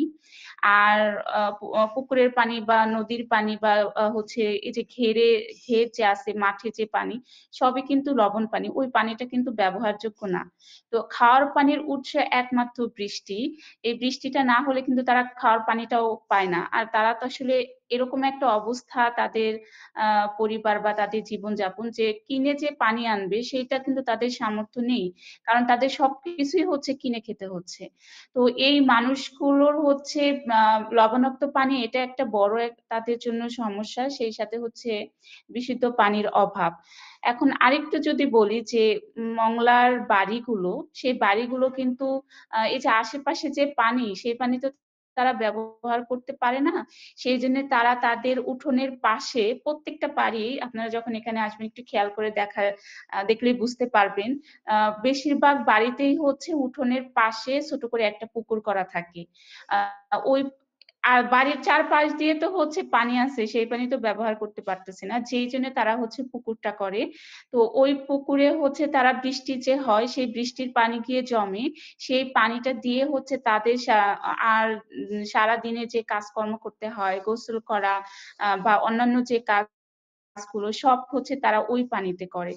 তো এই জায়গাতে যেটা দেখা যায় যে তাদের পানির অভাবের কারণে দেখা যাচ্ছে যে শারীরিকভাবে তারা বিভিন্ন অসুস্থতার মধ্য দিয়ে পড়ে যাচ্ছে। এরপরে মহিলারা যেটা হচ্ছে যে তাদের জরায়ু যে সমস্যাটা হচ্ছে, সেই সাথে চুলকানি, চর্মরোগ। আবার আমি একটা বিষয় যখন ফিল্ডে যাই মানুষগুলোর থেকে শুনছিলাম যে এই এরিয়াতে বেশিরভাগ হচ্ছে জরায়ুর সমস্যা আর হচ্ছে মহিলাদের মিসক্যারেজ এই জায়গাটা হচ্ছে বেশি হচ্ছে। আমি যতটুকু শুনেছি সুন্দরবন ইউনিয়নে ওখানে বেশিরভাগ মানুষই হচ্ছে তাদের হচ্ছে এরকম মিসক্যারেজ হয়েছে। হয়তো যদি আমরা এরকম প্রত্যেক ঘরে, ঘরে কথা বলি হয়তো প্রত্যেকের ঘরে থেকে এটা শুনতে পারবো যে মিসক্যারেজ হয়েছে। তো এটার আসলে কারণই একমাত্র এই লবণাক্ত পানিটা ব্যবহারের কারণে। তো এই লবণাক্ত পানি ব্যবহারের কারণে আর বিশুদ্ধ পানির অভাবে তারা প্রতিনিয়ত বিভিন্ন সমস্যার মধ্য দিয়ে যাচ্ছে। শারীরিক দিক দিয়ে টাকা পয়সার ক্ষতি হচ্ছে, ঘরবাড়ির ক্ষতি হচ্ছে। ও আরেকটা একটু বিষয় বলি যে এই লবণাক্ত পানির কারণে এখানে তো শুধু লবণাক্ত পানি সেইটা না বা বিশুদ্ধ পানির অভাব সেইটাও না। এখানে নদী ভাঙনও হচ্ছে আবার জোয়ারের পানিটা আসতেছে। এই জোয়ারের পানি কিন্তু বাড়িঘর বা হচ্ছে উঠানে চলে আসতেছে বা কারো, কারো ঘরেও চলে আসতেছে।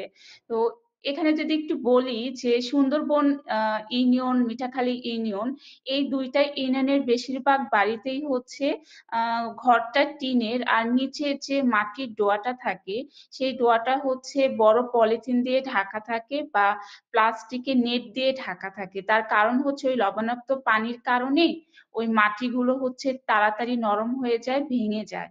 পাশাপাশি কিন্তু সুন্দরবনে বিশেষ করে সুন্দরবন ইউনিয়নে ওখানে কোনো বাড়ি ওরকম ইটের নাই। বেশিরভাগই হচ্ছে গোলপাতা বা হচ্ছে টিনের ঘর। ইটের খুব কম আমি দেখেছি। আমি সুন্দরবন ইউনিয়নে ঘুরেছি। ৩-৪ টা ইটের ঘর দেখেছি। তার কারণ হচ্ছে এই লবণাক্ত আবহাওয়া, লবণাক্ত পানির কারণে এগুলো হচ্ছে তাড়াতাড়ি নষ্ট হয়ে যায়। তো তারা তো আসলে এত দ্রুত তারা এগুলো ঠিক করে নিতে পারে না। যেজন্য কিন্তু তারা ইটের ঘরের ওইভাবে স্থায়ীভাবে যে একটা ঘর করবে সেটাও পারে না। তো এই লবণাক্ত আবহাওয়া, লবণাক্ত পানির কারণে তারা কিন্তু থাকার যে ঘর সেটাও কিন্তু তারা দেখা যাচ্ছে যে বেশ যুদ্ধ করে সেগুলো ঠিকঠাক করে রাখতে হচ্ছে। তো এই লবণাক্ত পানির কারণে, লবণাক্ত আবহাওয়ার কারণে বা এই যে নদী ভাঙন হচ্ছে, জলোচ্ছ্বাস হচ্ছে বা জোয়ারের পানি আসতেছে, আর তো ঘূর্ণিঝড় প্রতি বছর তাদের হচ্ছেই। তো সবকিছু মিলেই কিন্তু তারা বিভিন্নভাবে বিভিন্ন সমস্যার মধ্য দিয়ে যাচ্ছে। একে হচ্ছে শারীরিকভাবে অসুস্থ হয়ে যাচ্ছে, মহিলারা শারীরিকভাবে অসুস্থ হয়ে যাচ্ছে। এরপরে অ্যাডোলেসেন্ট যারা তাদেরও কিন্তু আমি যতটুকু তাদের সাথে কথা বলে বুঝতে পেরেছি যে অল্প বয়সী মেয়েদের হচ্ছে পিরিয়ডটা হয়ে যাচ্ছে। আর এর কারণে কিন্তু দেখা যায় যে তারা পরিষ্কার পানিটা কিন্তু ব্যবহার করতে পারতেছে না। তারা তো খাওয়ার পানিটা যে ব্যবহার করতেছে, খাচ্ছে সেটাও কিন্তু পুরোপুরি বিশুদ্ধ না। আর টিউবওয়েল তো নেই, পুকুরের পানি যেটা সেটা তো আসলে তাদের কাছে তারা যেটা বলে যে মিষ্টি পানি বা মিঠা পানি বা এটা ভালো পানি। তাদেরকে আমি যখন বলি যে, "তাহলে গোসল করে কোন পানি দিয়ে?" বলে, "মিঠা পানি।" তো মিঠা পানি কোনটা? তখন পুকুরের পানি দেখায়। পুকুরের পানির অবস্থা দেখলে যদি মানে ছবি তুলে তো আসলে ওইভাবে বোঝানো যায় না। পুকুরের পানিটার অবস্থা হচ্ছে একদম সবুজ শ্যাওলা পড়া। আর চারপাশে হচ্ছে বিভিন্ন রকমের ময়লা বা বিভিন্ন রকমের আ মানে বিভিন্নভাবে দূষিত হচ্ছে সেই পুকুরের পানি। তো যে পানিটা আমি আসলে আ আমার এলাকার কথা যদি বলি, ওই পানিটা আমি জীবনেও আজকে স্পর্শ করব না বা আমাদের এলাকায় ব্যবহার হয় না। আ ওই পানিটাই তাদের কাছে মিঠা পানি বা বিশুদ্ধ পানি বা এটা ব্যবহারযোগ্য পানি। তো আমি যখন ফিল্ডে যাই আমার এত কষ্ট লাগে যে আ পানির অভাব বা এই যে ব্যবহার করার পানির অভাব আসলে কতটুকু এই এলাকায় না আসলে আমি এটা বুঝতে পারতাম না। যে মানুষ পানির অভাবে কত কষ্ট করতেছে। এই যে তারা যে বিভিন্নভাবে রোগে আক্রান্ত হচ্ছে, বিভিন্নভাবে যে তারা আ এই পানির কারণেই বিভিন্ন রকমের অর্থনৈতিক সমস্যা, মানসিক দিক দিয়ে অসুবিধা হচ্ছে। তারপরে হচ্ছে এই যে খাবারের যে অসুবিধা হচ্ছে, এগুলো আসলে এই এলাকায় না আসলে আমি বুঝতে পারতাম না। পাশাপাশি তাদের কাছে কিন্তু এই বিষয়গুলো খুব নরমাল হয়ে গেছে। তারা এটাতে কোনো গুরুত্বও দিচ্ছে না। এর কারণে যে তারা আ শারীরিক দিক দিয়ে ক্ষতি হচ্ছে, মানসিক দিক দিয়ে ক্ষতি হচ্ছে, মনের দিক দিয়ে খিটখিটে থাকতেছে বা হচ্ছে অসহায় যে এখানে তো কিছু করার নাই। এই যে মানিয়ে নেওয়া না, এটা মেনে নেওয়া যে তাদেরকে বলব কিভাবে মানিয়ে নিচ্ছে। তারা কিন্তু মানিয়ে নিতে পারতেছে না। তারা মেনে নিচ্ছে যে এখানে তো আসলে কিছু করার নাই। কি করবে? ওইটাতে তারা অভ্যস্ত। বুদ্ধির পর থেকেই এগুলো করে আসতেছে। তো আসলে এগুলো যখন দেখি, শুনি বা তাদেরকে ব্যবহার করতে দেখি আমার খুব খারাপ লাগে যে কিভাবে তারা আসলে এই জায়গাটাতে জীবনযাপন করতেছে, এগুলো কিভাবে মোকাবেলা করতেছে। তো এইখানে যেইটা আমি দেখলাম, যেটা আমি বুঝলাম যে ১ম সমস্যাই হচ্ছে পানি, লবণাক্ত পানি, বিশুদ্ধ পানির অভাব, লবণাক্ত আবহাওয়া। আর ঘূর্ণিঝড় আসলে আমি এখনো এখানে ওইভাবে নিজে ফেস করিনি। সেইজন্য আসলে ওইভাবে অনুভব করতে পারি নাই। সেজন্য আমার মনে হলো এটা হয়তো জিনিয়া আপা আ ভালো বলতে পারবে বা এখানে নাইমা আপা, ফারজানা আপা আছেন। উনারা আসলে এই ঘূর্ণিঝড়ের বিষয়টা ভালো বলতে পারবে। তো আমার কাছে মনে হলো যে নিজেও আসলে এগুলো দেখেছি। নিজেও ২ মাস ধরে এই জায়গাটাতে আছি যে লবণাক্ত পানির ব্যবহারের পরে কেমন লাগে। আমি সারাদিন ফিল করে আসছি। আসার পরে যে একটু গোসল করব, আমি গোসল করে শান্তি পাই নাই। আ আ তার কারণ হচ্ছে ওই লবণ পানি আমার চোখে যাচ্ছে, আমার চোখ লাল হয়ে যাচ্ছে। এর কারণে আমার মাথা ব্যথা হয়ে যাচ্ছে। আমি শুধু তখন ভাবতাম আর ওই আমি যে বাসায় থাকতাম সেই বাসার মানুষদের সাথে কথা বলতাম যে, "আপনারা কিভাবে আছেন?" তো বলতেছে, "আমাদের এটা অভ্যাস হয়ে গেছে।" আমি কিন্তু সেই ১ মাস লবণ পানি ব্যবহার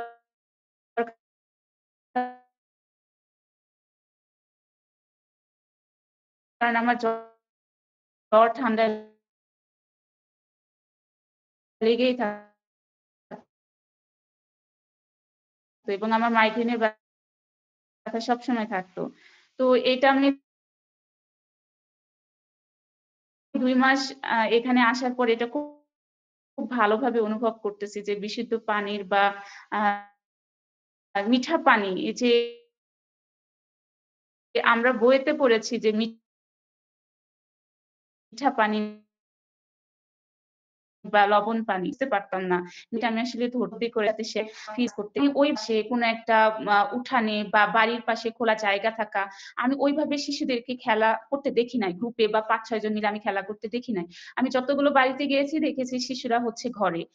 মায়ের সাথে আছে বা হচ্ছে আ মোবাইল দেখতেছে। কেউ হচ্ছে যে ঘরে বসে আ দেখা যায় যে কিনা যে খেলনা সেগুলো দিয়ে খেলতেছে। কেউ দেখা যাচ্ছে যে ব্লেড দিয়ে খেলতে দেখেছি। হচ্ছে দা-বটি দিয়েও আমি তাদেরকে খেলতে দেখেছি।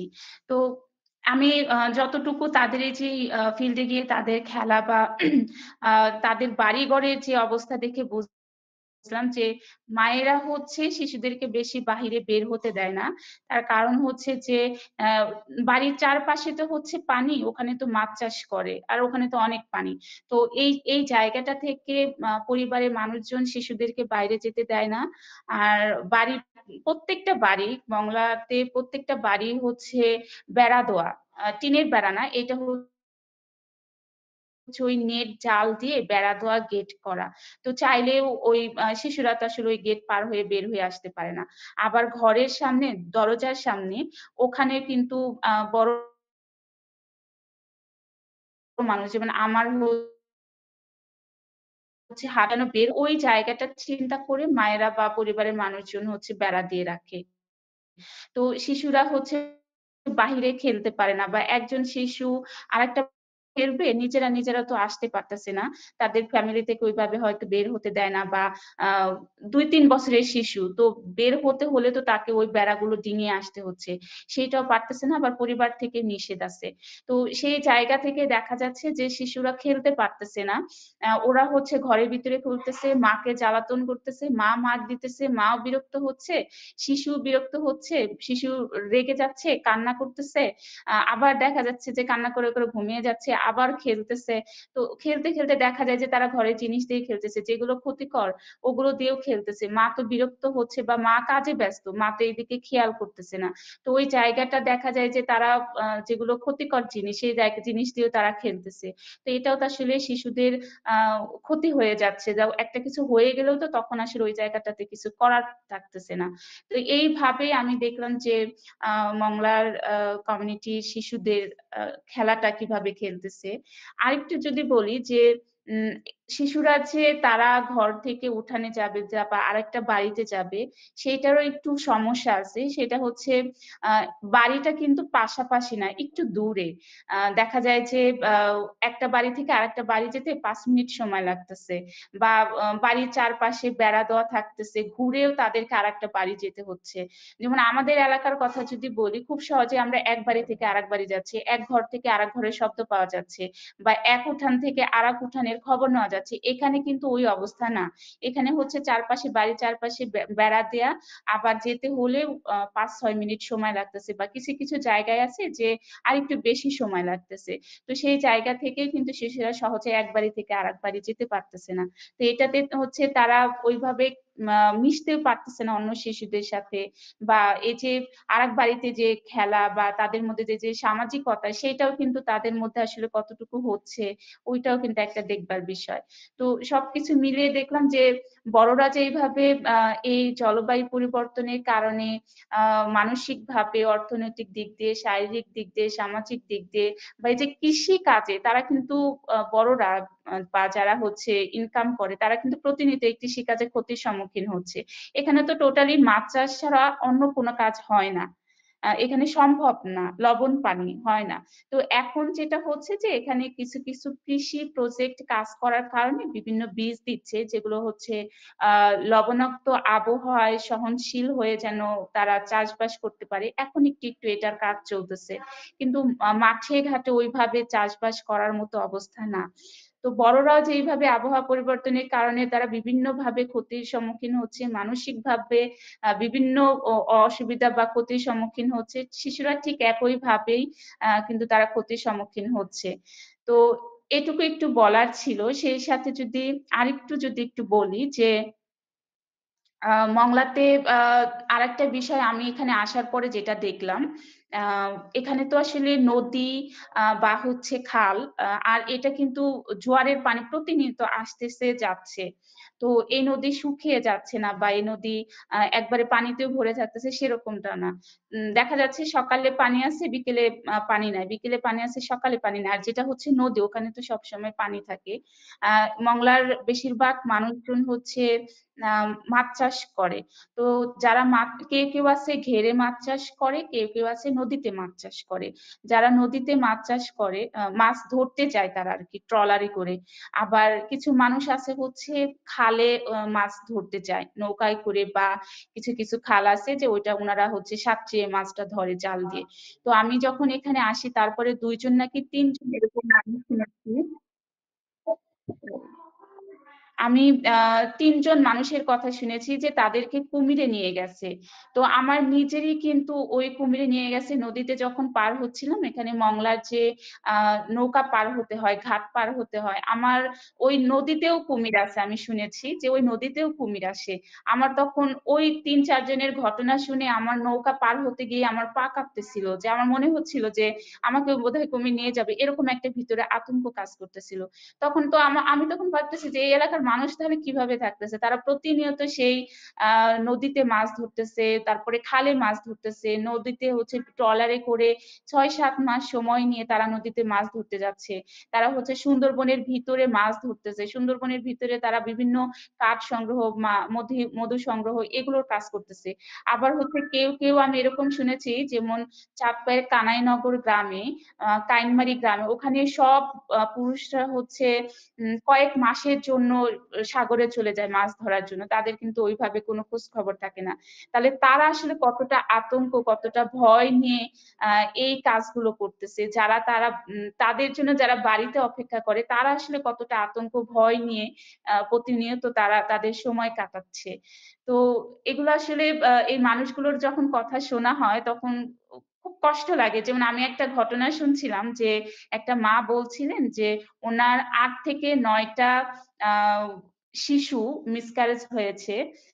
এইটা শুধু লবণাক্ত পানি ব্যবহারের কারণে, এবং ওনার স্বামী হচ্ছে নদীতে মাছ ধরতে যায়, সাগরে মাছ ধরতে যায়, তারা ঠিক এই আতঙ্কর মধ্যে দিয়ে প্রতিনিয়ত যায়। তো এই কথাগুলো যখন শোনা হয় তখন খুব কষ্ট লাগে, খুব ভয়ও লাগে, শরীরে লোম তখন দাঁড়িয়ে যায় যে আসলে তারা কতটা দুঃখ, কতটা কষ্টের মধ্য দিয়ে প্রতিনিয়ত যাচ্ছে। তো আমার আসলে আপা অবজারভেশনের জায়গা থেকে এ পর্যন্তই বলার ছিল। ধন্যবাদ। হয়তো আপারা আরো বিষয় অ্যাড করবেন। Thank you so much Konok আপা, আপনি খুব সুন্দর করে আপনার অভিজ্ঞতাগুলো শেয়ার করছিলেন। আমি যদি একটু জিনি আপার কাছে আসবো এখন। আপা, কনক আপা তো অনেক কিছুই তার অবজারভেশন শেয়ার করছিলেন। আপনি যখন আসলে এই প্রশ্নগুলোর আলোকে অবজার্ভ করেছেন, আপনার কাছে নতুন কি কি জিনিস ধরা পড়েছে যেটা হয়তো এখন আমরা জানি না, ওটা যদি একটু বলতেন। আপার নতুন জিনিসটার ভিতর ধরা পড়ছে যে যে এলাকায় এফজিডি করতে গেছি সেই এলাকায় হচ্ছে জলাবদ্ধতা অনেক বেশি। মানে এই এলাকার হচ্ছে জলাবদ্ধতার পরিমাণ বেশি বলতে কি, এখানে যখন বৃষ্টি থাকে তখন এখানে সবসময় পানি থাকে, বৃষ্টির পানি যাওয়ার কোনো ব্যবস্থা নাই আপা, যার কারণে এলাকায় জলাবদ্ধতা সবসময়ের জন্য থাকে। আর দ্বিতীয়ত হচ্ছে গিয়ে এলাকাটা প্রচন্ড ভাঙা আপা, ওই রাস্তায় গাড়ি চলাচল হয় না তেমন, ওই রাস্তার মানুষ যখন অসুস্থ হয় তখন হসপিটালেও যেতে পারে না। আর হচ্ছে গিয়ে আমার এফজিটি তে পর্যবেক্ষণ একটা জিনিস আপা দেখছি যে মাদকাসক্তের পরিমাণ বেশি, ঠিক আছে আপা, কিন্তু ওইখানে যে দেখলাম আরো অহরহ বেশি।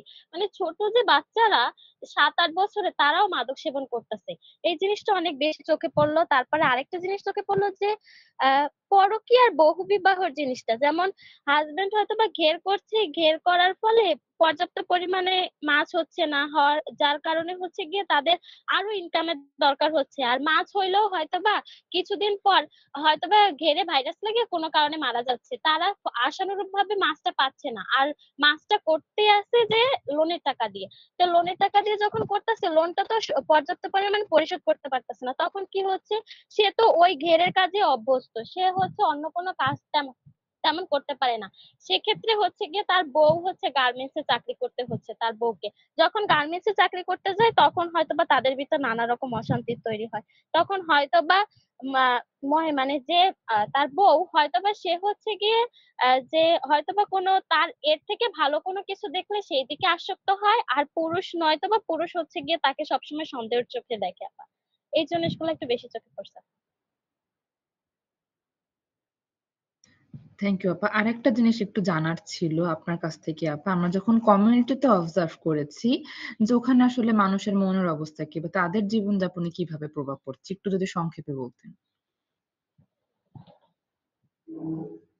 আর তাদের মনের অবস্থা আপা, তারা সবসময় নিজেদের ভিতরে একটা চিন্তা কাজ করে, কিন্তু ওই যে আপা যে বললো মানিয়ে নেয়, মানিয়ে না মেনে নেওয়ার চেষ্টা করে, তাদের ভিতর যখন এই প্রশ্নটা বা করা হয় তখন অনেক কিছু বলে যে হয় এই চিন্তাই তো জীবনযাপন পার করতেছি, এক জীবন পার করে আইলাম, এখন আরেক জীবন পার করতেছি। মানে তাদের ভিতর সবসময় আপা কোনো না কোনো চিন্তা থাকে। শুধু তাদের ভিতর না, হয়তোবা তাদের ছেলে মেয়ের ভিতরে এই প্রভাবটা পড়তেছে, হয়তোবা তার ছেলে মেয়ে একটা জিনিস চাচ্ছে সেটা সে দিতে পারছে না, যার কারণে সে খারাপ ব্যবহার করতেছে ছেলে মেয়ের সাথে, বা হয়ে যাচ্ছে খারাপ ব্যবহার, কারণ সেভাবে ইনকাম করতে পারতেছে না, যার কারণে ছেলে মেয়ের উপর প্রভাব পড়ছে। আর ছেলে মেয়ে করতেছে কি যে বাপ মা যখন খারাপ ব্যবহার করতেছে তার থেকে তো আমার বন্ধু বান্ধব বাহিরের মানুষই ভালো, তখন ওরা ওইদিকে বেশি ঝুঁকছে আপা। এই জিনিসগুলো হচ্ছে তাদের ভিতরে। আর যখন আমি অ্যাডোলেসেন্সের সাথে যখন কথা বলছি, তখন দেখছি কি আপা তাদের বিষয়ে না অনেক বেশি খারাপ লাগা কাজ করে, যে বাবা মা আমার কথাগুলো শুনতে চায় না, বোঝার চেষ্টা করে না, বা হয়তো বা এরকম হচ্ছে যে পিরিয়ড জনিত কোনো সমস্যা, এটা বোঝানোর চেষ্টা করতেছে, সেই জিনিসটা হয়তো বা বাবা মা ঠিকভাবে বুঝতে পারতেছে না, বা বোঝার চেষ্টাও করতেছে না যে না তোমার বিয়ে দিলেই ঠিক হয়ে যাবে। এই সমস্যাগুলো আর কি আপা অনেক বেশি দেখা যাচ্ছে। থ্যাংক ইউ সো আর মাচ জিনি আপা। হ্যাঁ আপা আর আপা আপনি মানসিক সমস্যা, হ্যাঁ বলেন। মানসিক সমস্যা বলতে আপা তারা তো সবসময় একটা চিন্তাগ্রস্তের ভিতর থেকে যায়, তারপরে তাদের যদি জিজ্ঞেস করা হয়, বেশিরভাগ মানুষের একটা প্রশ্ন হচ্ছে গিয়ে, ঠিক মতো ঘুমাইতে পারি না, কেমনে ঘুমাবো, এই চিন্তা ওই চিন্তা থাকে, এই চিন্তা করা লাগে ওই চিন্তা করা লাগে, ঘুম কি আয়, ঘুমাইলে 4টার পর, এরকম আপা। ওকে, থ্যাংক ইউ আপা। আপা আপনি কোন গ্রুপের সাথে এফজিডি করেছেন? আপা আমি ওই সাথে এফজেড করেছি। আপা আপনার কথাটা আমি কেটে শুনলাম, আবার একটু বলা যাবে? আপা আমি হচ্ছে 10 থেকে পাস। আচ্ছা আচ্ছা।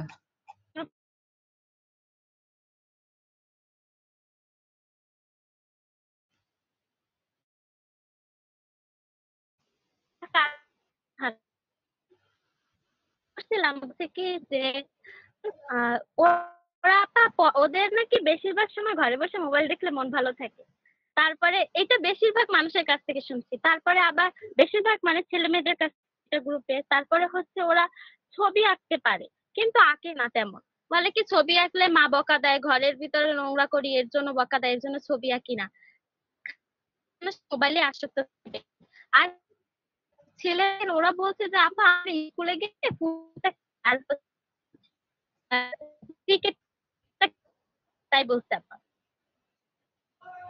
বলা হয়েছে যখন খুব বৃষ্টি হয় বা ঝড় হয় তখন মন খারাপ থাকে, তখন তুমি কি করো আর কেমন লাগে? তখন বলছে কি যে আপা আমরা হচ্ছে গিয়ে আশ্রয় কেন্দ্রে যাই আপা, তখন কারণ কি আমাদের এই পাশ হচ্ছে গিয়ে নদীর সাইডে তো একদম, যার কারণে আমাদের অনেক বেশি ভয় লাগে, কান্না পায় যে যদি আবার একদম নদীর সাইডে তো যদি ঘর বাড়ি ভাঙে যায় বা নদীর পানি ভিতরে চলে আসে তখন অনেক বেশি ভয় লাগে আপা। আর বিশেষ করে আমরা যখন মানে বাইরে যাই, যদি একটু দেরি করে বের হই তখন হয়তোবা পানি অনেক চলে আসে আপা, পানি দেখে তো ভয় লাগে যে যেহেতু যদি ভাসে নিয়ে যায়, এই জিনিসটা অনেক বেশি ভয় কাজ করে, খারাপ লাগে, কান্না পায়, তাই বলছে আর কি। আর তৃতীয়টা হচ্ছে তোমার সবচেয়ে পছন্দের খেলা কোনটি?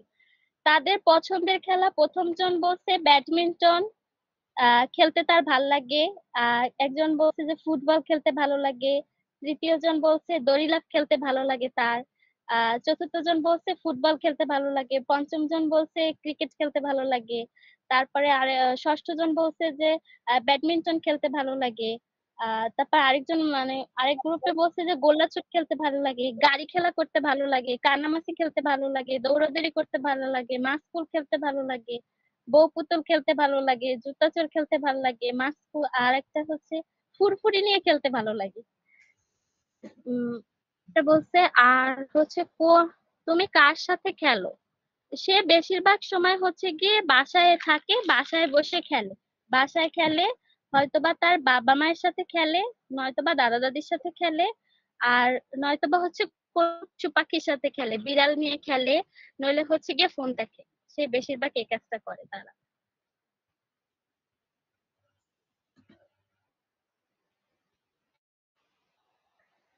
কোন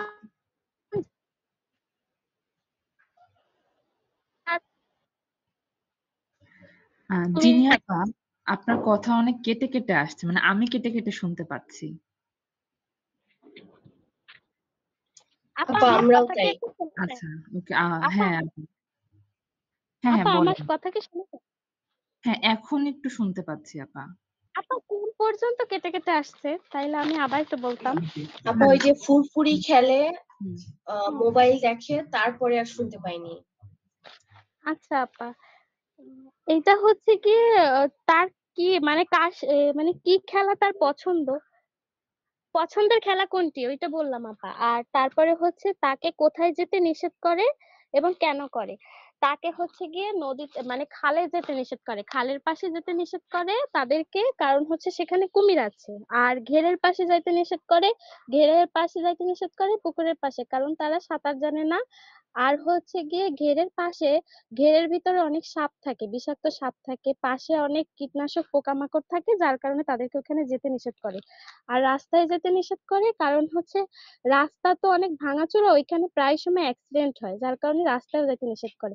তাদের এই কোনো পছন্দের জায়গায় যাইতে দেয় না বলে তাদের অনেক খারাপ লাগে, অনেক কষ্ট হয়, এই জিনিসটা আর কি বলছে। ওকে, জি আপা, থ্যাংক ইউ আপা। যদি আর কিছু এড করার না থাকে আমরা মনে হয় একটু পরের জনের কাছে চলে যাব। আমি একটু ফারজানা নাসরিন আপার কাছে যাব। আপা, আমরা তো হচ্ছে কনক আপা এবং জিনি আপার কাছ থেকে তাদের পর্যবেক্ষণটা শুনছিলাম। আপা, নতুন কিছু এড করার আছে যেটা আপনার পর্যবেক্ষণে এসেছে আপা?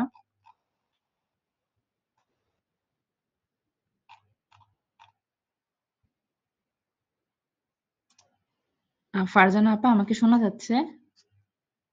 জি আপা, এখন শুনছি, এতক্ষণ শুনি নাই আপা। আচ্ছা, আমি একটু জানতে চাচ্ছিলাম আপা যে আমরা তো কনক আপার কাছে এবং জিনি আপার কাছে তাদের পর্যবেক্ষণগুলো একটু শুনছিলাম আপনাদের মংলি এলাকা নিয়ে। জি জি আপনার আপা। পর্যবেক্ষণে নতুন কিছু ধরা পড়েছে আপা, যেটা হয়তোবা এখনো আসেনি আমাদের কথায়, ওটা যদি একটু অ্যাড করতেন, না হলে হয়তোবা আমরা এফজিডি তে চলে যাব। ঠিক আছে আপা? জি আপা, আমার হ্যাঁ, যেটা আমি দেখছি যে কনক আপার কথা আসে নাই, তার দুইটা জিনিস আমি বলতে চাচ্ছি। একটা হচ্ছে আপা, আমাদের এদিকে হচ্ছে মোংলার পুরা ইউনিয়নটাই ধরেই দেখা যাচ্ছে যে ঘের বেশি আপা। যেহেতু ঘের আর পুকুর বেশি, সেহেতু বাচ্চাদের জন্য এখানে অনিরাপদ, কারণ এটা হচ্ছে সম্পূর্ণই ঘেরা থাকে না। যার কারণে বাচ্চাদের ছেড়ে দিয়ে মারা হচ্ছে স্বস্তিতে থাকতে পারে না, যে যারা ছোট বাচ্চারা আছে তারা হচ্ছে সাঁতার জানে না, তাদের জন্য অনিরাপদের জায়গাটা খুব বেশি। আরেকটা হচ্ছে আপা, যে জলবায়ু পরিবর্তনের সাথে যে বিশুদ্ধ পানির যে ব্যবস্থাটা, ট্যাঙ্কির ব্যবস্থা আপা, তো আমাদের এখানে যে মনে করেন কারো বাড়িতে 2000 লিটার ট্যাঙ্কি আছে, কারো বাড়িতে 1500 লিটার আছে, আবার কোনো কোনো বাড়িতে 3000 লিটার ট্যাঙ্কি আছে।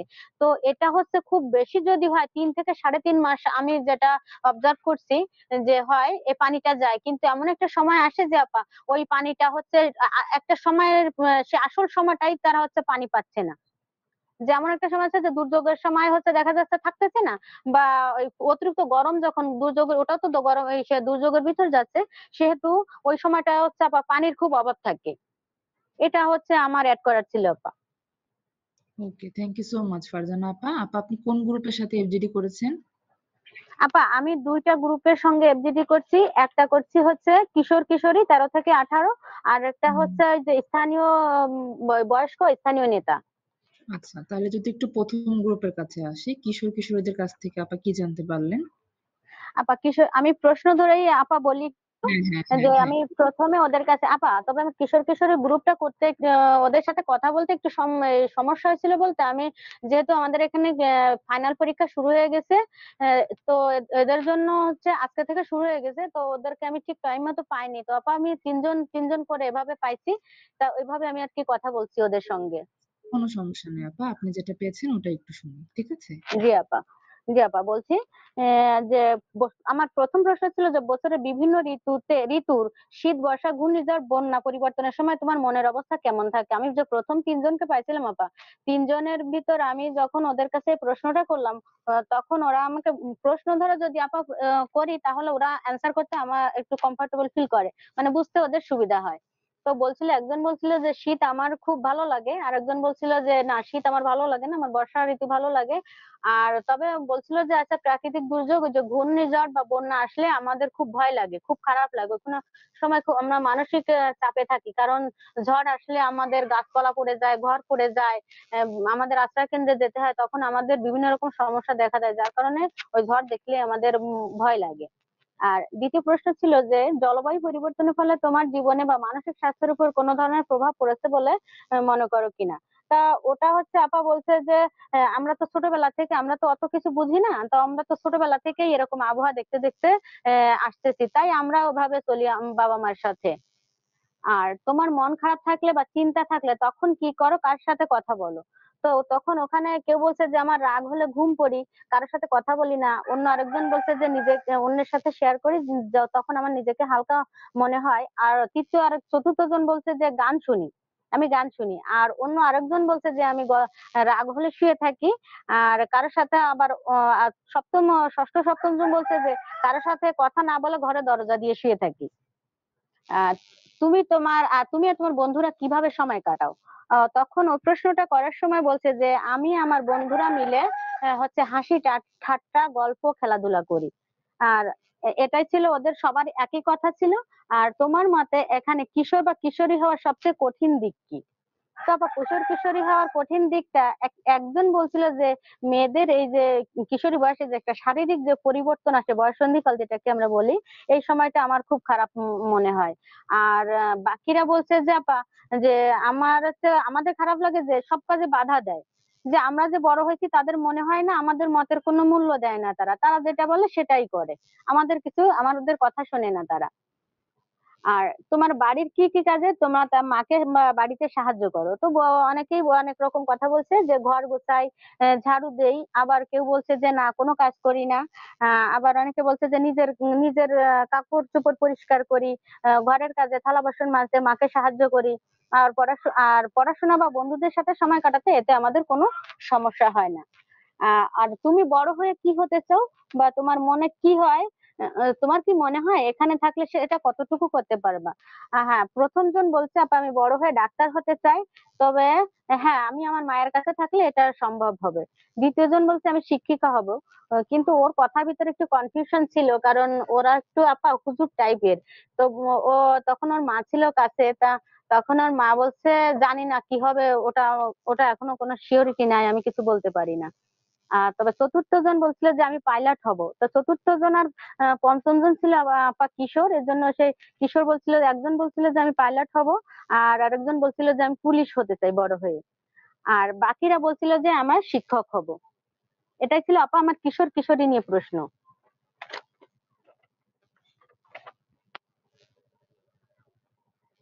জি আপা, এবার যদি একটু কমিউনিটির মানুষদের কাছে যাই, ওখানে কি জানতে পারলাম? আপা কমিউনিটির মানুষদের এই যে কিশোর কিশোরীদের সঙ্গে কথা বলার সময় আপা ওই কমিউনিটিতে দেব। হ্যাঁ, আপনি বলছিলেন না যে বয়স্ক বা ওদের জি সাথে জি কথা বলছেন, হ্যাঁ জি ওটা জি একটু জি যদি বলতেন। আচ্ছা আচ্ছা, সরি আপা, আজ যাচ্ছি। আমি কি প্রশ্ন ধরে আপা এগোচ্ছি।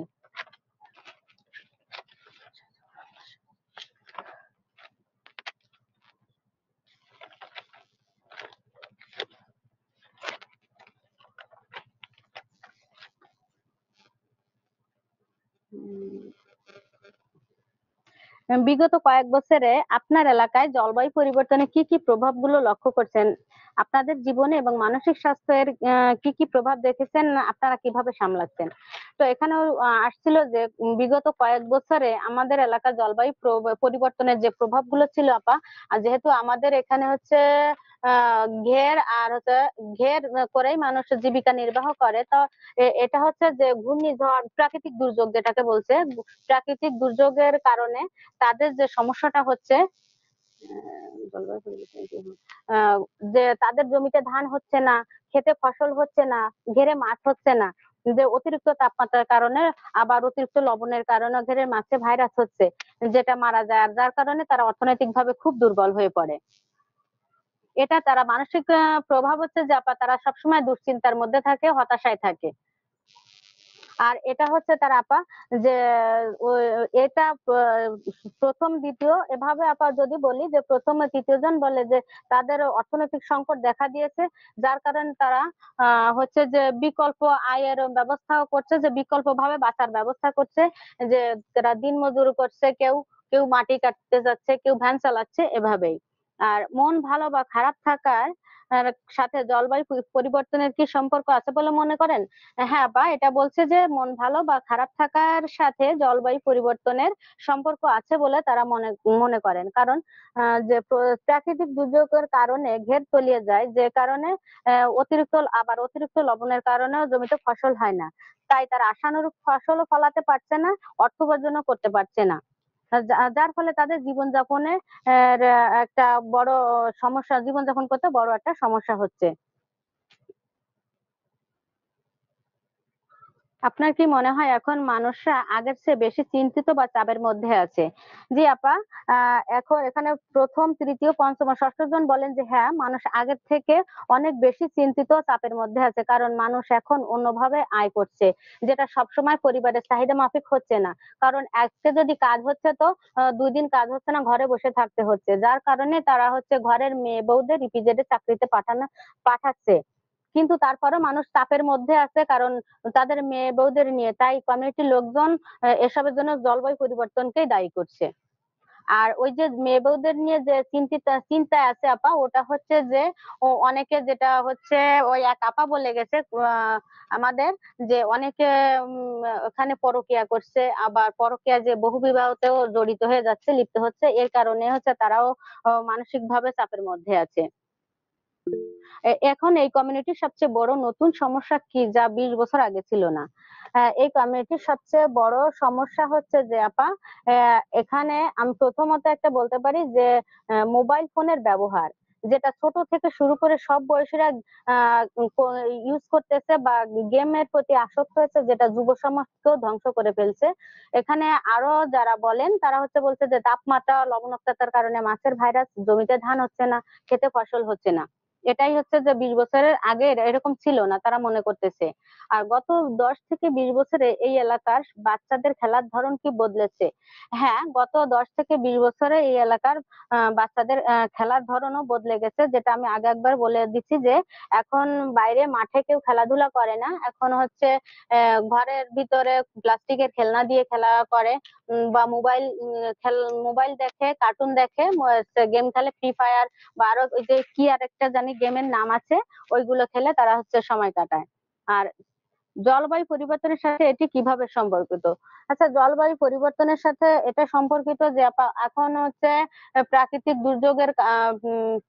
দুর্যোগ বা জলবায়ু পরিবর্তনে আছে অতিরিক্ত খরার কারণে আপা, আর লবণাক্ততার কারণে মায়েরা হচ্ছে বাচ্চাদের বাইরে খেলতে দিতে চায় না, যে অতিরিক্ত খরা আর অতিরিক্ত লবণের কারণে এদের শরীরে চর্মরোগ দেখা দিচ্ছে আপা, চুলকানি দেখা দিচ্ছে, স্কিনের অনেক সমস্যা দেখা দিচ্ছে, যার কারণে মায়েরা তাদের বাইরেও খেলতে দিতে চায় না।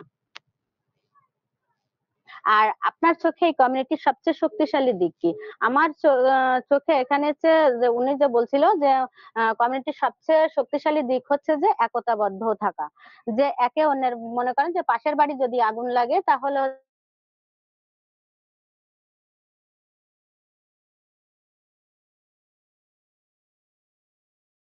তার সাথে কাঁধে কাঁধ মিলিয়ে করার চেষ্টা করে আপা। ধন্যবাদ আপা। Thank you so much Farzana আপা, থ্যাংক ইউ আপা। জিনি আপা হ্যান্ড রেজ করেছেন, আপা কিছু অ্যাড করতে চাচ্ছেন? জি আপা, মানে আমার এখানে আর দুটো জিনিস অ্যাড করার ছিল। সেটা হচ্ছে গিয়ে প্রথমত ছিল মানে বৃষ্টির পানি ধরে রাখার জন্য তারা পুকুর তৈরি করে, সেই পুকুরে রাখে। কিন্তু আপা পুকুরে রাখলে হয় কি, মাটি তো লবণাক্ত, যার কারণে পানিটাও লবণাক্ত হয়ে যায়। আর দ্বিতীয় পয়েন্টটা ওই যে আরেকটা বললো যে ফারজানা আপা, যে 4 মাসের পানি, ওই যে 4 মাস খাওয়ার মতন পানি ধরে রাখে। আর তারপরে তারা খায় নদীর পানি, নইলে হচ্ছে পুকুরের পানি। এই পানিটা ওনারা পুকুরের করে কি, পানি। হ্যাঁ ফিটকিরি দিয়ে রাখে। তো ওই ফিটকিরি দিয়ে রাখে ওই পানিটা খায়। কিন্তু ফিটকিরি দিলে নদীর পানি বা পুকুরের পানি সব জীবাণু বা ব্যাকটেরিয়া তো মারা যায় না, যার কারণে ওনারা এর কারণে অনেক বেশি রোগাক্রান্ত হয়। এইটা বলার ছিল। ওকে আপা, বুঝতে পেরেছি। Thank you so much Jini আপা, ফারজানা আপা। আমার যে লাস্ট ওয়ান আমাদের নাইমা আপা আছেন। আপা, আপনার কাছে যদি একটু জানতে চাই যে আপনার পর্যবেক্ষণে কি আসলো, মানে নতুন কিছু আমরা অ্যাড করতে পারবো? হ্যাঁ আপা, পর্যবেক্ষণে সবাই সব বিষয়গুলো উল্লেখ করছে, তবে আমার মনে হয়েছে যে আমাদের যে বিশুদ্ধ খাবার পানি ধরে রাখার যে ট্যাঙ্কি বলেন বা পাত্র, এটা আমাদের এলাকাতে অনেক অভাব মানে আমাদের হচ্ছে বিভিন্ন এনজিও থেকে তো হচ্ছে এই পানির ট্যাংকি গুলো দেয়। নিজেদের কিনে নেওয়ার মতো কোনো সামর্থ্য আসলে নাই। সেক্ষেত্রে যে আমরা যে এই যে পাত্র বা এই যে এটা পানিটারে যে যদি আমরা একটু ধরে রাখতে চাই যে বর্ষার সিজনে তো অনেক পানি ধরে রাখা যায়। কিন্তু আমরা পানিটা তো পর্যাপ্ত পরিমাণে রাখতে পারি না আমাদের এই পাত্রর অভাবে। এই কারণে এলাকায় অনেক বেশি সমস্যা হয়। শুধু এই পানির কারণে অনেকে মানে অনেক পানিবাহিত রোগ। ইভেন এখন আমাদের এলাকার সবথেকে বড় সমস্যা হচ্ছে চুলকানি। প্রত্যেকটা ফ্যামিলিতে এই চুলকানির সমস্যা বাচ্চা থেকে শুরু করে বয়স্কদের। এই একই রকম সমস্যা আমি এটা অবজার্ভ করেছি। তবে বাদবাকি আর সব বিষয়গুলোই আপারা তুলে ধরছেন এসে এখানে এড করার মতো তেমন আর কিছু আমার চোখে পড়ে নাই। সব বিষয়গুলো উঠে এসেছে। আ ওকে আপা। তবে আপা আপনি তবে একটু এফজিডি আমি বলি করেছেন? হ্যাঁ, আপা হ্যাঁ, আমি আপা আপনি একটু এফজিডি করেছেন কোন গ্রুপের সাথে? আমি হচ্ছে কিশোর-কিশোরীদের সাথে আর হচ্ছে বয়স্ক বা স্থানীয় নেতাদের সাথে। আপা একটা বিষয় আমার বলার হুম। আছে যে আমাদের এইখানে পানির যে ব্যবহারটা ৩ থেকে ৪ মাস বৃষ্টির পানি ওই সময় ব্যবহার করে। এর পরবর্তীতে আমাদের এখানে একটা দিঘি পানি খায়। পুরো এলাকা জুড়ে সব দিঘির পানি কিন্তু এই দিঘিটা আ কোনোভাবেই স্বাস্থ্যকর না। ওখানে মাছ চাষ করে, তাছাড়া হচ্ছে উম অনেকে অজু করে। ওখানে মানে হাত পা ধুই। আবার ওই পানি আমাদের খেতে হয়। এই হচ্ছে সবথেকে বড় একটা মানে কষ্টের জায়গা এখানে যে আমরা এই পানি আমাদের অনেক পানি থাকে কিন্তু এই পানিগুলো নোংরা পানি বা হচ্ছে আপনার ওই কি বলে অস্বাস্থ্যকর যে বিশুদ্ধ পানি না আর আমরা যে পানিগুলো বিশুদ্ধকরণ করব এরকম কোনো উপায়ও আমাদের কাছে নাই প্রত্যেকটা এলাকা মানে আমাদের প্রত্যেকটা গ্রামে এই একই সমস্যা হচ্ছে আর তাছাড়া আরেকটা বিষয় হচ্ছে আ মানে এই যে বাচ্চাদের খেলাধুলা বা ও ও ওই যে তারা যে একজনের পাশের বাড়ি যেয়ে খেলবে বা একসাথে বাচ্চারা একসাথে বসে খেলবে। এখন আমাদের এই এক বাড়ি থেকে অন্য বাড়ি যাইতে গেলে বা এক উঠান থেকে অন্য উঠানে যাইতে গেলে ছোট সরু করে ভেরির মতো করে দেয় যে সরু রাস্তা যেগুলো এইখান থেকে পাশে পুকুর থাকে নাহলে ডোবা থাকে। আমাদের এলাকায় এটাকে আড়া বলে। তো এই পুকুর ডোবার মাঝখান দিয়ে সরু একটা রাস্তা। এখান থেকে অনেক ছোট বাচ্চারা যেমন ২-৩ বছর বয়সী বাচ্চারা ওরা তো সাঁতার জানে না। যেতে গেলে অনেক সময় এই ডোবায় পড়ে যায়, না হলে এই পুকুরে পড়ে যায়। মানে ঝুঁকিপূর্ণ একটা আ অবস্থার মধ্যে দিয়েই দিন যাপন করে আরকি। এটুকু এড করার ছিল আরকি। ওকে, বুঝতে পেরেছি আপা। Thank you so much. এখন যদি আমরা একটু এফজিডির দিকে যাই, ১ম এ একটু যে অভিভাবকদের সাথে আপনি বসেছিলেন ওখান থেকে যে একটু শুনতে চাই যে কি, কি পেলাম আমরা? জি আপা আমি হচ্ছে অভিভাবক বলতে আমি তো হচ্ছে কমিউনিটির বয়স্ক নেতাদের সাথে কথা আচ্ছা, বলছি আচ্ছা। বা বয়স্ক লোকদের সাথে কথা বলছি। আচ্ছা আর তাহলে হচ্ছে ওখানে কিশোর-কিশোরীদের সাথে কথা বলেছি। ঠিক আছে। তাহলে একটু ১ম এ কিশোর-কিশোরীদেরটা শুনি। হ্যাঁ, আপা আমি যদি একটু প্রশ্ন ধরেই যাই। আ হ্যাঁ। বছরের বিভিন্ন ঋতু শীত, বর্ষা এরকম। এই ঋতুর কথা যখন জিজ্ঞাসা করলাম, ১ম জন বলল যে ঋতু পরিবর্তন আমার অবশ্যই ভালো লাগে। কারণ প্রত্যেকটা ঋতুই হচ্ছে নতুন করে আসে। বর্ষাকালে বেশ অনেক বৃষ্টি হয় যদিও অনেক বাধার মধ্যে যাই কিন্তু বর্ষাকালেও আমার ভালো লাগে। তবে সবথেকে বেশি ভালো লাগে হচ্ছে আমার শীতকালটা। এই। আর ঝড় বন্যা আসার কথা যখন জিজ্ঞেস করলাম, ঘূর্ণিঝড়, বন্যা বা এরকম কিছু হলে তোমাদের মনের অবস্থা কেমন থাকে? তো ১ম জন বলল যে, "আপা আমার অনেক ভয় করে। ওই সময় মনে হয় জানি কোন গাছ না জানি আমার গায়ের উপর বা আমার ঘরের উপর ভেঙে পড়বে, আমার মাথার উপর পড়ে না কি করে?" এই যে ভয় কাজ করে। তাছাড়া হচ্ছে এই এই যে প্রাকৃতিক দুর্যোগের ফলে আমার হচ্ছে যখন এই যে অনেক বাজ-টাজ পড়ে মানে বজ্রপাত হয়, তখন মানে মানে বুক ধড়ফড় করে। আমি অবশ্য ওই সময় যে কি করব? আমি আমার মার কাছে যাই মারে জড়াই ধরে নিয়ে বসে থাকি। খুব ভয় করে। এই বিষয়ে বলল। কিন্তু এই বাকিরা আবার বলতেছে কি আ এই সবকিছুই আছে। এই যে ভয়গুলো আমাদের মধ্যেও কাজ করে। তবে আমাদের এখন কি করব? মা-বাবার সাথে বসে থাকি। পরিবারের সবাই সাহস দেয়। ওভাবেই বসে থাকি। কিন্তু ভয়টা আমাদের মধ্যে সবসময়ই কাজ করে। এভাবে জলবায়ুর পরিবর্তনের ফলে আ তোমার জীবনে বা মানসিক স্বাস্থ্যের উপর কোনো প্রভাব পড়েছে কিনা? তো সবাই বলে হ্যাঁ, যে মানসিক স্বাস্থ্যের উপর বেশিই প্রভাব পড়ে।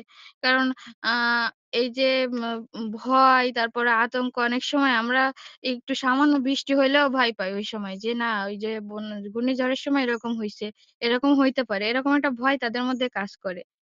আর বলে কি যে অ্যা আ এগুলো তো আমরা দেখতে, দেখতে অবশ্য অভ্যস্ত হয়ে গেছি। এখন বাধ্য হয়ে মেনে নিই। মানিয়ে নিতে হয় এটা বলে না যে আমরা বাধ্য হয়ে মেনে নিয়েছি। এখানে তো আমাদের কারো হাত নাই। সেই ক্ষেত্রে আমাদের মেনে নিতে হয়। আচ্ছা, তারপরের প্রশ্নটা হচ্ছে যে আ উম আ তারা হচ্ছে কিভাবে সময় কাটায় বন্ধু-বান্ধবের সাথে? এরকম কিছু একটা আমি একটু দেখে বলি। প্রশ্নটা যদিও স্ক্রিনে ছিল এখন দেখা যাচ্ছে না। অ্যা তুমি আর তোমার বন্ধুরা কিভাবে সময় কাটাও? তো বলতেছে, "আমি আর আমার বন্ধুরা সবসময় মানে গল্প করি, হাসাহাসি করি, মজা করি, গান করি, খেলাধুলা করি। এভাবেই আমাদের সময়টা কেটে যায়।" সবাই একই কথা বলল আরকি। তোমার মতে এখানে কিশোর-কিশোরী হওয়ার সবচেয়ে কঠিন দিক কি?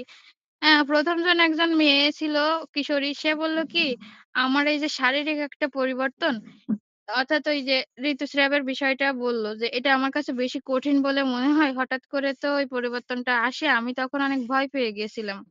এটা আমার কাছে সবচেয়ে বেশি আ কঠিন বলে মনে হইছে। আর বাকিরা বাকি আরো আমি সব হচ্ছে ১ জন ২ জন কিশোর ছিল আর বাকি সবাই হচ্ছে কিশোরী। ওরা একই কথা বলে। তবে কিশোররা বা কিশোরীরা তাদের এট লাস্ট পয়েন্ট তাদের একই কথা যে আমরা হচ্ছে মত প্রকাশের স্বাধীনতা পাই না। আমরা একটা কথা বললে পরিবার সেই কথাটার মূল্য দেয় না। যেকোনো কাজ করতে গেলে বাধা দেয়। আর নিজের মতো করতে চাইলে তো আরোই বলে যে, "এখনো তোমরা ছোট।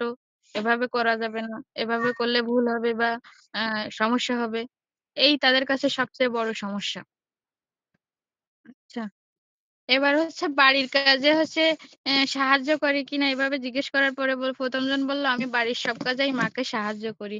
মাঝে, মাঝে রান্না করি। আমার মা অসুস্থ থাকে এজন্য আমার মাঝে, মাঝে রান্না করতে হয়, থালা-বাসন ধুইতে হয়, ঘর গোছাতে হয়, কাপড় কাচা এসব কাজ সে করে থাকে। তা আমি জিজ্ঞেস করলাম, "এসব কাজ করার ফলে কি তোমার লেখাপড়া বা তোমার বন্ধু-বান্ধবের সাথে সময় কাটাতে কোনো সমস্যা হয় কিনা?" বলল, "না আপা আমার তো মাকে সাহায্য করতে পেরে ভালোই লাগে। তবে আমি এসব কাজ করে তারপরে হচ্ছে পড়াশোনা করি। বেশি বন্ধুদের সাথে বেশি সময় কাটাই না আমি।" এই। আরেকজন বলল যে আ এই যে আমি হচ্ছে এই যে করি, বাড়ির কাজ-কাম করি টুকিটাকি অল্প-স্বল্প মাকে একটু ওই এ সবজি এনে দেওয়া বা এগুনো পিছানো কাজ করি। থালা-বাসন ধুয়ে দিই মাঝে, মাঝে। তবে এতে আমার একটু কষ্ট লাগে আর মনে হয় যে আমার পড়ালেখায় একটু সমস্যা হয়। যে এই কাজটুকু না করে ওই সময়টা যদি আমি পড়তাম তাহলে ভালো হইতো। আর বন্ধুদের সাথেও বেশি সময় কাটাতে পারি না। এরকম করে বলল বাকিরা। আর বড় হয়ে কি হতে চাও? এই প্রশ্নে একেকজন একেক রকম উত্তর দিয়েছে। তবে ১ম আমি যার সাথে ১ম একজন কিশোরীর সাথে কথা বলছি, ও ফার্স্ট এই বলল যে, "আপা আমি বড় হয়ে না সেনাবাহিনী হতে চাই। আমার অনেক ইচ্ছা আমি সেনাবাহিনী হব।" তা আমি জিজ্ঞেস করলাম, "আচ্ছা তা তুমি তো সেনাবাহিনী হতে চাও। তা তোমার কি মনে হয় এই জায়গায় থাকলে বা তুমি যে এখানে আছো এখানে থেকে কতটুকু সম্ভব? যে তুমি কি তোমার এই যে স্বপ্ন পূরণ করতে পারবা?" বলল, "আপা আমি আমার মা-বাবার কাছে থাকলেই আমার স্বপ্ন পূরণ করা সম্ভব। এখানে আমার কোনো এখানে থেকে আমার স্বপ্ন পূরণের কোনো বাধাই আমি দেখি না।" এরকম ২য় জন বলল একজন যে, "আমি নার্স হতে চাই। তা আমি হচ্ছে এসএসসি কমপ্লিট করার পরে আমি নার্সিং পড়ার জন্য করব, চেষ্টা করব। আর আমার স্বপ্ন এই আমার মা-বাবাই আমার স্বপ্ন পূরণ করবে আমাকে বলেছে। আমাকে অনেক সাহায্য করবে।" এভাবে বাকি আরো কয়েকজন বলে যে, "আমি শিক্ষিকা হতে চাই।" একজন বলল, "আমি ডাক্তার হতে চাই।" অন্য আরেকজন বলল, "আমি পুলিশ হতে চাই।" এভাবেই তাদের ইচ্ছা বা স্বপ্নের কথা হচ্ছে আমাকে জানালো। এই আরকি।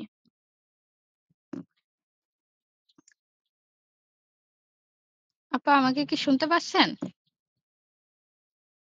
জি আপা শোনা জি যাচ্ছে। আপা। হ্যাঁ, কিশোর-কিশোরীদের বিষয়টা হচ্ছে এ পর্যন্তই।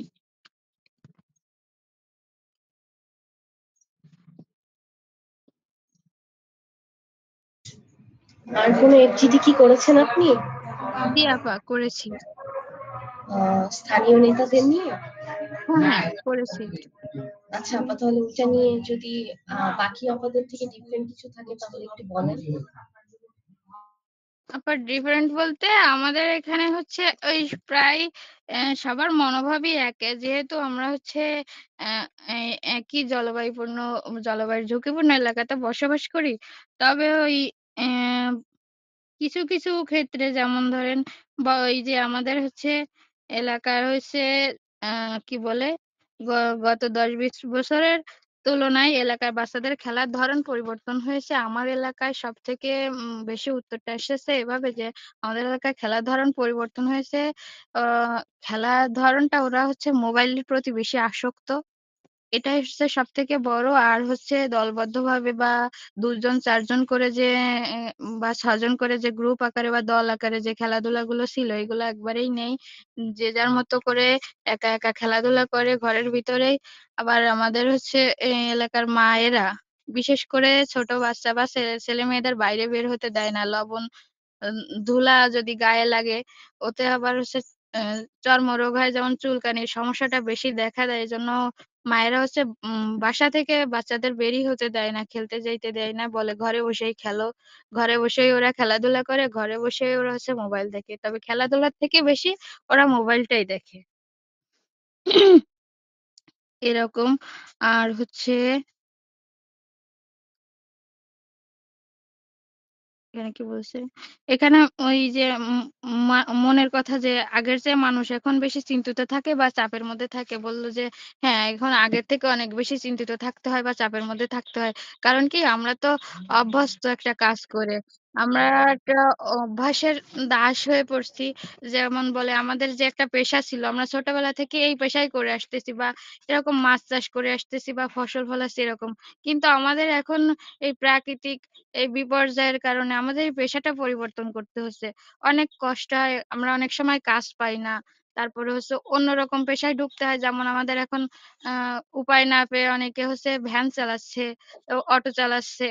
তাছাড়া হচ্ছে জীবিকা অর্জনের জন্য তারা অন্যরকম কাজ করে, যেমন ওই দিনমজুরির কাজ করে। এছাড়া অনেক সময় আছে, তারা বলল যে অনেক সময় আছে আমরা সপ্তাহে ৪-৫ দিন কাজই পাই না। এই যে কাজ না পাওয়ার একটা আ এম বিষয়, এটা হচ্ছে সবথেকে বড় আ সমস্যা তাদের এই কারণেই তারা মানসিক চাপে থাকে এবং তাদের মন ভালো থাকে না। আরেকটা বিষয় হচ্ছে যখন তারা হচ্ছে দোকানে বা ও ওই অন্য কোথাও যে করে চায়ের দোকানে-টোকানে বসে, তারা কিন্তু একে অপরের সাথে নিজেদের সমস্যা নিয়ে কোনো কথা বলে বা করে না যে সমাধান বা কি করলে কি হবে। তারা নিজেদের মতো টিভি দেখে, আবার নিজেদের মতো একা, একা বসেই থাকে। তাদের মধ্যে সেই আ গল্প করা বা আলাপচারিতা করার কোনো বিষয়ই থাকে না।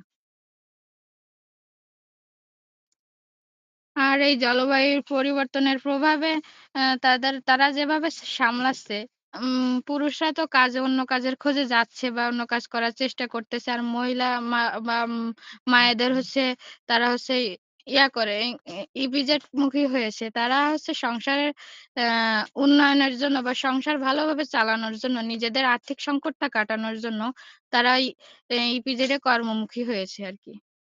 এতে করে তাদের অনেক সমস্যা হয়। যাতায়াতের অনেক সমস্যা, তাছাড়া আ আ সংসারের সমস্যা, বাচ্চাদের ঠিকমতো সময় দিতে পারে না।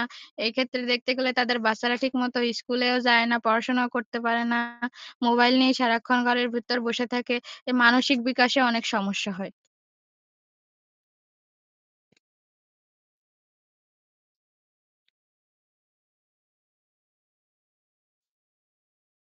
আপা এই ছিল বিষয়গুলো। আর ওকে, আমি এফজিডিটাও করছি okay, complete. Thank you so much. আমি খুবই সরি, আমার একটু প্রবলেম হয়েছিল, ডিসকানেক্টেড হয়ে গিয়েছিলাম। নাইমা আপা, তাহলে তো আপনারটা আমরা পুরোটা শুনলাম। খুব সম্ভবত শেহনাজ আপা বাকি আছেন, তাই না আপা? আমি আপনাকে মিস করে গিয়েছি। না আপা, অসুবিধা নাই। আমি শেষেই বলবো, অসুবিধা নাই। ধন্যবাদ আমাকে সুযোগ দেওয়ার জন্য। তবে সবাই সবটাই বলেছে, সব উঠেই এসেছে। তবে আমি একটু ডিফারেন্ট একটু কিছু বলতে চাই, যেগুলো শুধু অ্যাড করার মতো, এত ডিটেলস আর বলার সময় সুযোগ নাই। তবে আমি যেটা পরিবেশে যেটা আমার পর্যবেক্ষণের যেটা ছিল বিষয়, সেটা হচ্ছে যে সবাই বলতেছে যে পুকুরের যে নোংরা পানি, আমি যে জায়গায় আসলে আমার এফজিডি করা বা পরিবেশ লক্ষণ করা বিষয় ছিল, সেই জায়গা থেকে আমি আসলে বলা। তো এখানে হচ্ছে আবাসনের প্রকল্প প্রায় 1200 থেকে 1300 বাড়ির আবাসন। আপনার 50টা বা 60টা বাড়ির পরপরই একটা করে পুকুর থাকে বা পুকুর আছে। আর ঘেরের যেটা বললাম যে আপনার ফসল আবাদের যে জায়গা, এখানে এরকম একটাও নাই। ঘেরের একটা পরিমাণ বেশি যেখানে মাছ চাষ করা হয়। তো আমি যেটা অ্যাড করব সেটা হচ্ছে যে পুকুরের যে বিষয়টা, নোংরা পানি, সবাই বলতেছেন মিঠা পানিগুলো ব্যবহার করে, আসলে ব্যবহারটা অস্বাস্থ্যকর, যেটা একজন বলছিল যিনি আপা। তবে ওইখানে একটু মিস হয়ে গেছে যে আসলে আহ অস্বাস্থ্যকরের বিষয়টা আসলে কতটুকু অস্বাস্থ্যকর। অস্বাস্থ্যকর বলতে মানুষের ওইখান থেকেই মানুষের আসলে এত রোগ, এত মানে মানে চতুর্ভুজ বলতে বা বহুমুখী যদি আমরা বলতে পারি, যে ওইখান থেকেই আসলে এত বেশি সমস্যা। যে এই মিঠা পানিটা যে ব্যবহার করে পুকুরের, আসলে এটা ব্যবহারটা হয় কেমন করে? ওইখানে আপনার যেটা ওনারা বললো যে গোসল করা, হাত মুখ ধোয়া, এগুলো তো আছেই, পাশাপাশি এই যে এখানে মানুষ বেশিরভাগ সময় যেটা অস্বাস্থ্যকর পরিবেশ তৈরি করে, পিরিয়ডের সময় যে কাপড় ধোয়া বা গোসল করা, ওইখানে ওই সময়টা করে। এবং আমি যেটা দেখলাম যে ছোট ছোট যেগুলো বাচ্চা, নবজাতক শিশু যেগুলো জন্ম হয়েছে, বা 40 দিনের যে একটা নোংরা আমরা পরিবেশ, নোংরা অবস্থায় মায়েরা থাকে, বা 40 দিনের একটা যে ব্লিডিং এর একটা পরিবেশ থাকে, সেটা ওখানে ধোয়া হয়। এবং হচ্ছে আপনার ছোট ছোট বাচ্চাদের যে টয়লেট প্রস্রাবের কাপড়ের যে ধোয়ার বিষয়টা, ওখানে ধোয়া হয়। হাঁস মুরগি, গরু ছাগল ধোয়া হয়। তারপরে এইগুলো ধোয়ার কারণে তারপরে আবার আরেকটা বিষয় আছে যে যেই পরিবেশটাতে আপনার পুকুরটা থাকে, সেই পুকুরের আশেপাশে পানি নিষ্কাশনের ব্যবস্থা, যেটা আমরা বলি ড্রেন, এরকম নাই। তো যখন বর্ষাকাল হয়, তখন এই বর্ষাকালের সময় যতদিন পর্যন্ত বর্ষাকাল না হয়, ততদিন পর্যন্ত যতগুলো নোংরা পরিবেশে ওখানে যে জমা হয়, যে নোংরা বস্তু, প্লাস্টিক, তারপরে নোংরা ড্রেনের মতো যে ছোট ছোট খাল করে বাড়ির পাশে যেগুলো রাখা হয়েছিল, যে নোংরা পানির নিষ্কাশন তারা বাড়ির কাজের পাশে। তো ওই বর্ষাকালের সময় ওই সমস্ত পানি গিয়ে ওই নোংরা পুকুরটাতে গিয়ে পড়ে। তো মিঠা পানি তো আর মিঠা পানি থাকে না, পুকুরটাও আর ভালো থাকে না। আবার আমি যেটা দেখলাম যে ওরা দিন শেষে বা দিনের শুরুতে যে আমরা খাবার খাই, সেই থালা বাসনগুলো ওখানে যায় ধোয়। তো এই যে ধোয়ার সময় ওখানে যে জীবাণুটা ওই থালা বাসনের সঙ্গে যে উঠে আসে, সেখান থেকেই তাদের অস্বাস্থ্যকর পরিবেশ তৈরি হয় বা অসুস্থতা তৈরি হয়। আবার এমন আছে যে শাকসবজি, ও বেশিরভাগ সময় যা ওরা ওখানে শাকসবজি, তারপরে চাল যে ধয়, এই ঝাঁকাতে করে সুন্দর করে ওখান থেকে ধুয়ে নিয়ে আসে, তারপর বাকিটা রান্না করে। তো ওই সাথেই পুকুরের নোংরা পানিটাও আবার খাবারের সঙ্গে চলে আসতেছে। তো এটা ছিল আমার অ্যাড করার বিষয়, যে লক্ষণের। আর আরেকটা ছিল যে এই প্রাকৃতিক দুর্যোগ আমরা যেটা বলতেছি, যে বিভিন্ন সময়ে যে লবণাক্ত পানিটা যে আসলে থাকতেছে, ঘেরের মাছ নষ্ট হচ্ছে, তারপরে ফসল আবাদ হচ্ছে না। তো এটা আসলে কতক্ষণ এই প্রাকৃতিক দুর্যোগটা ধরে রাখে বা লবণাক্ত পানিটা ধরে রাখে? আমি যখন আমার এই মা বাবাদের সাথে কথা বলি, এফজিডির মা বাবাদের সাথে কথা বলি, তখন ওনারা আমাকে একটা কাউন্টেবল একটা হিসাব দিয়েছিল যে আসলে লবণাক্ত পানিটা তারা কতক্ষণ পায়। তো ওরাও আমাকে বলছে যে ফাল্গুন মাস থেকে চৈত্র মাস পর্যন্ত, আষাঢ় মাস পর্যন্ত এই পানিটা থাকে, লবণ পানিটা। তো সেই ক্ষেত্রে এই লবণ পানিটা 5 মাস। তো এই 5 মাস তারা হচ্ছে অন্য কাজে ব্যস্ত হয়, যারা মাছ চাষ করে বা ঘেরের যেটা বিষয়, সেটা হচ্ছে অন্য কর্মে তখন তারা নিয়োজিত হয়। তার তার পাশাপাশিও ওখানে মাছের ব্যবস্থা করা হয়। যখন ওই যে পাশে যেহেতু অনেক আমাদের এই মোংলার এখানে আশেপাশে অনেক নদী, তো জোয়ার যখন আসে তখন আবার ওই ঘেরের মধ্যে অনেক নদীর পানি ঢুকে যায়, পানির সাথে মাছ ঢুকে যায়। ওইটুক সময় যেটুকু মাছ পাওয়া যায়, সেই মাছটা আবার ওরা উঠায় বা মাছটাকে বিক্রি করে। তো এটা ছিল আমার প্রাকৃতিক দুর্যোগের পর্যবেক্ষণ। তবে বিশুদ্ধ পানিটা ব্যবহার করা তারা, হ্যাঁ, বৃষ্টির পানি থেকেই। তবে ওরা 7 মাসেই বৃষ্টির পানি ব্যবহার করতে পারে না, কারণ ওই বৃষ্টির পানি তো 7 মাস তো ধরে রাখা সম্ভব না। তো আমি যে জায়গা থেকে বলতেছি, আবাসন প্রকল্প, সেইখানে আমি কিছু কিছু মানুষের বাড়িতে দেখছি যে অনেক ট্যাঙ্কির ব্যবস্থা, যে ঘরের মধ্যে শুধু তো সরকারি ভাবে বা এনজিও ভাবে যে ট্যাঙ্কি দিয়েছে তা নয়, কিছু কিছু নিজেদের উদ্যোগে ট্যাঙ্কি নেওয়ার ব্যবস্থা তারা করেছে, যেটা তারা প্রতিকূল পরিবেশে তারা নিজেদেরকে খাপ খাইয়ে নেওয়ার একটা চেষ্টা করে। এটা ছিল আপা আমার খুব জোরালো ভাবে পর্যবেক্ষণ। ওকে, থ্যাংক ইউ আপা। আপনি এফজিডি করেছেন কোন গ্রুপের সাথে? আমি এফজিটি করেছি আবার 2টা গ্রুপের সঙ্গে। একটা হচ্ছে আপনার শিশু গর্ভবতী মায়েদের সঙ্গে, এবং সেই সাথে 1 বছরের নিচে এমন শিশু মায়েদের সঙ্গে। আর একটা ছিল আমার শিশুর মা, সাধারণত 8-10 বছরের বাচ্চা বা এমন আছে, বা ছোট বাচ্চা আছে এমন, তাদের সঙ্গে, সেই আচ্ছা, সব মায়ের বা মা বাবাদের সঙ্গে। একটু যদি সংক্ষেপে জানতে চাই আপা, যে গর্ভবতী মায়েদের সাথে কি পেলাম আমরা ওখানে? হ্যাঁ, গর্ভবতী মায়েদের সঙ্গে যেটা আমি সবাই সবটাই বলে ফেলেছে, তো সব জায়গার আসলে মংলার পরিবেশটা সবারই জন্য একই রকম। তবে আমি যে জায়গা থেকে বলছি সেই জায়গা থেকে শুধু কিছু কিছু পরিবর্তন আছে, যেটা হচ্ছে যে গর্ভবতী মায়েদের এখানে চিকিৎসার ব্যবস্থা খুবই রেয়ার। যেটা আপনার মনে করেন স্বাস্থ্য চেক আপের জন্য যেটা লাগে সেটা ওনাদেরকে অনেক দূরে যেতে হয়। অনেক দূর বলতে যে একদম মোংলা বা খুলনায় দিকে রওনা দিতে হয়।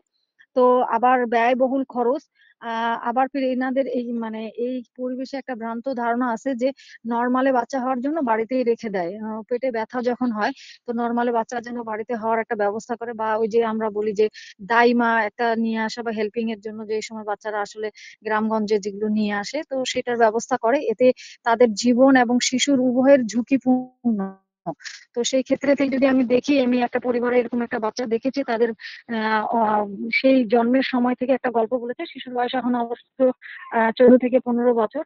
তো বলছিল যে মাথাটা বের হয়ে অনেকক্ষণ, প্রায় 2 থেকে 3 ঘন্টা ছিল। তো ওই কিন্তু চিকিৎসার জন্য তারা ওখান থেকে নিয়ে যেতে পারেনি, বা কারণ সেই সময় ছিল না, রাতের ব্যাপার, যাতায়াতের অসুবিধা এবং ভাঙ্গা রাস্তা, তো বিপজ্জনক। এতে তারা ওই সেই জায়গা থেকে আর কি বলা যে আসলে তারা সহজেই চিকিৎসার ব্যবস্থাটা খুব দ্রুত করতে পারে না, তো বাড়িতেই ব্যবস্থা করতে হয়। আর আরেকটা ভ্রান্ত ধারণা তাদেরকে করতে হয় যে লজ্জার ব্যাপার, যে সিজার করা। তো সিজার কেন করবে, আমাদের তো আর্থিক সমস্যা, আমাদের অভাব। তারপরে হচ্ছে আমরা তো আবার ওই এনজিও থেকে অনেক টাকা লেনদেন নেওয়া। যারা হচ্ছে বাবারা যারা বলতেছিল যে আসলে আমরা কুলায় উঠাইতে পারি না শিশুদের পড়ালেখা, সংসারের খরচ। আবার গর্ভবতী মায়েদের ক্ষেত্রে বা ছেলে মেয়েদের ক্ষেত্রে আপনার অনেক বেশি খরচ বহন করতে হয়, যেটা আমাদের ইনকাম দ্বারা সম্ভব না। তারা কারণ মাসের হয়তো 10 দিন সমুদ্রে গিয়ে বা সুন্দরবন সমুদ্রের জঙ্গলে গিয়ে তারা হচ্ছে মাছের বা কাঁকড়া ধরার নিয়ে আসে, ওখান থেকে যে দিন মজুর বা মাসিক বেতন হিসাবে বা যেভাবে পায় সেটা দিয়ে তাদের ওদের সংকুলন হয় না। এটা ছিল আমাদের গর্ভবতী মায়েদের আহ যে বিশাল বড় সমস্যা এটা। আচ্ছা, প্রশ্ন ধরে বলতে গেলে তো সবাই এটা বলে ফেলছে, আমি আর রিটার্ন করবো না। ওকে, থ্যাংক ইউ সো মাচ আপা। তাহলে যদি আসলে আমরা নতুন আর কিছু অ্যাড করার না থাকে, যেহেতু অলরেডি সবাই অনেক তথ্য আমাদেরকে দিয়েছে, সে জায়গাটা থেকে হয়তো বা আমরা এখন একটু শেষ করতে পারি। আমার সাইড থেকে আমি একটু শেষ করছি। এখানে মেরিন আপা আছেন, হামিদা আপা আছেন এবং অন্যান্য অনেকেই আছেন। আপা ভাই, যদি আপনাদের কিছু প্রশ্ন থাকে তাহলে হয়তো বা আমরা করতে পারি, না হলে হয়তো বা আমরা শেষ করতে পারি মিটিংটা। একটু যদি বলতেন। না ওর যে আপা, আমার দিক থেকে কোনো প্রশ্ন নাই, আমি শেয়ারিংটা শুনেছি। প্রশ্ন নেই।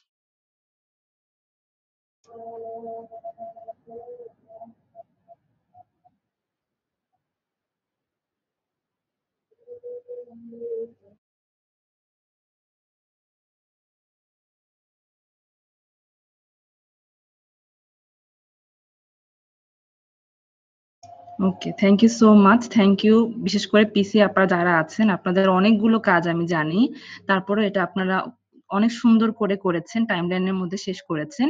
এটার জন্য আপনাদের অসংখ্য ধন্যবাদ। তাহলে আজকে আমরা শেষ করছি, হয়তোবা আমাদের পরে আবারও কথা হবে। ঠিক আছে, তাহলে রাখছি। আসসালামু আলাইকুম।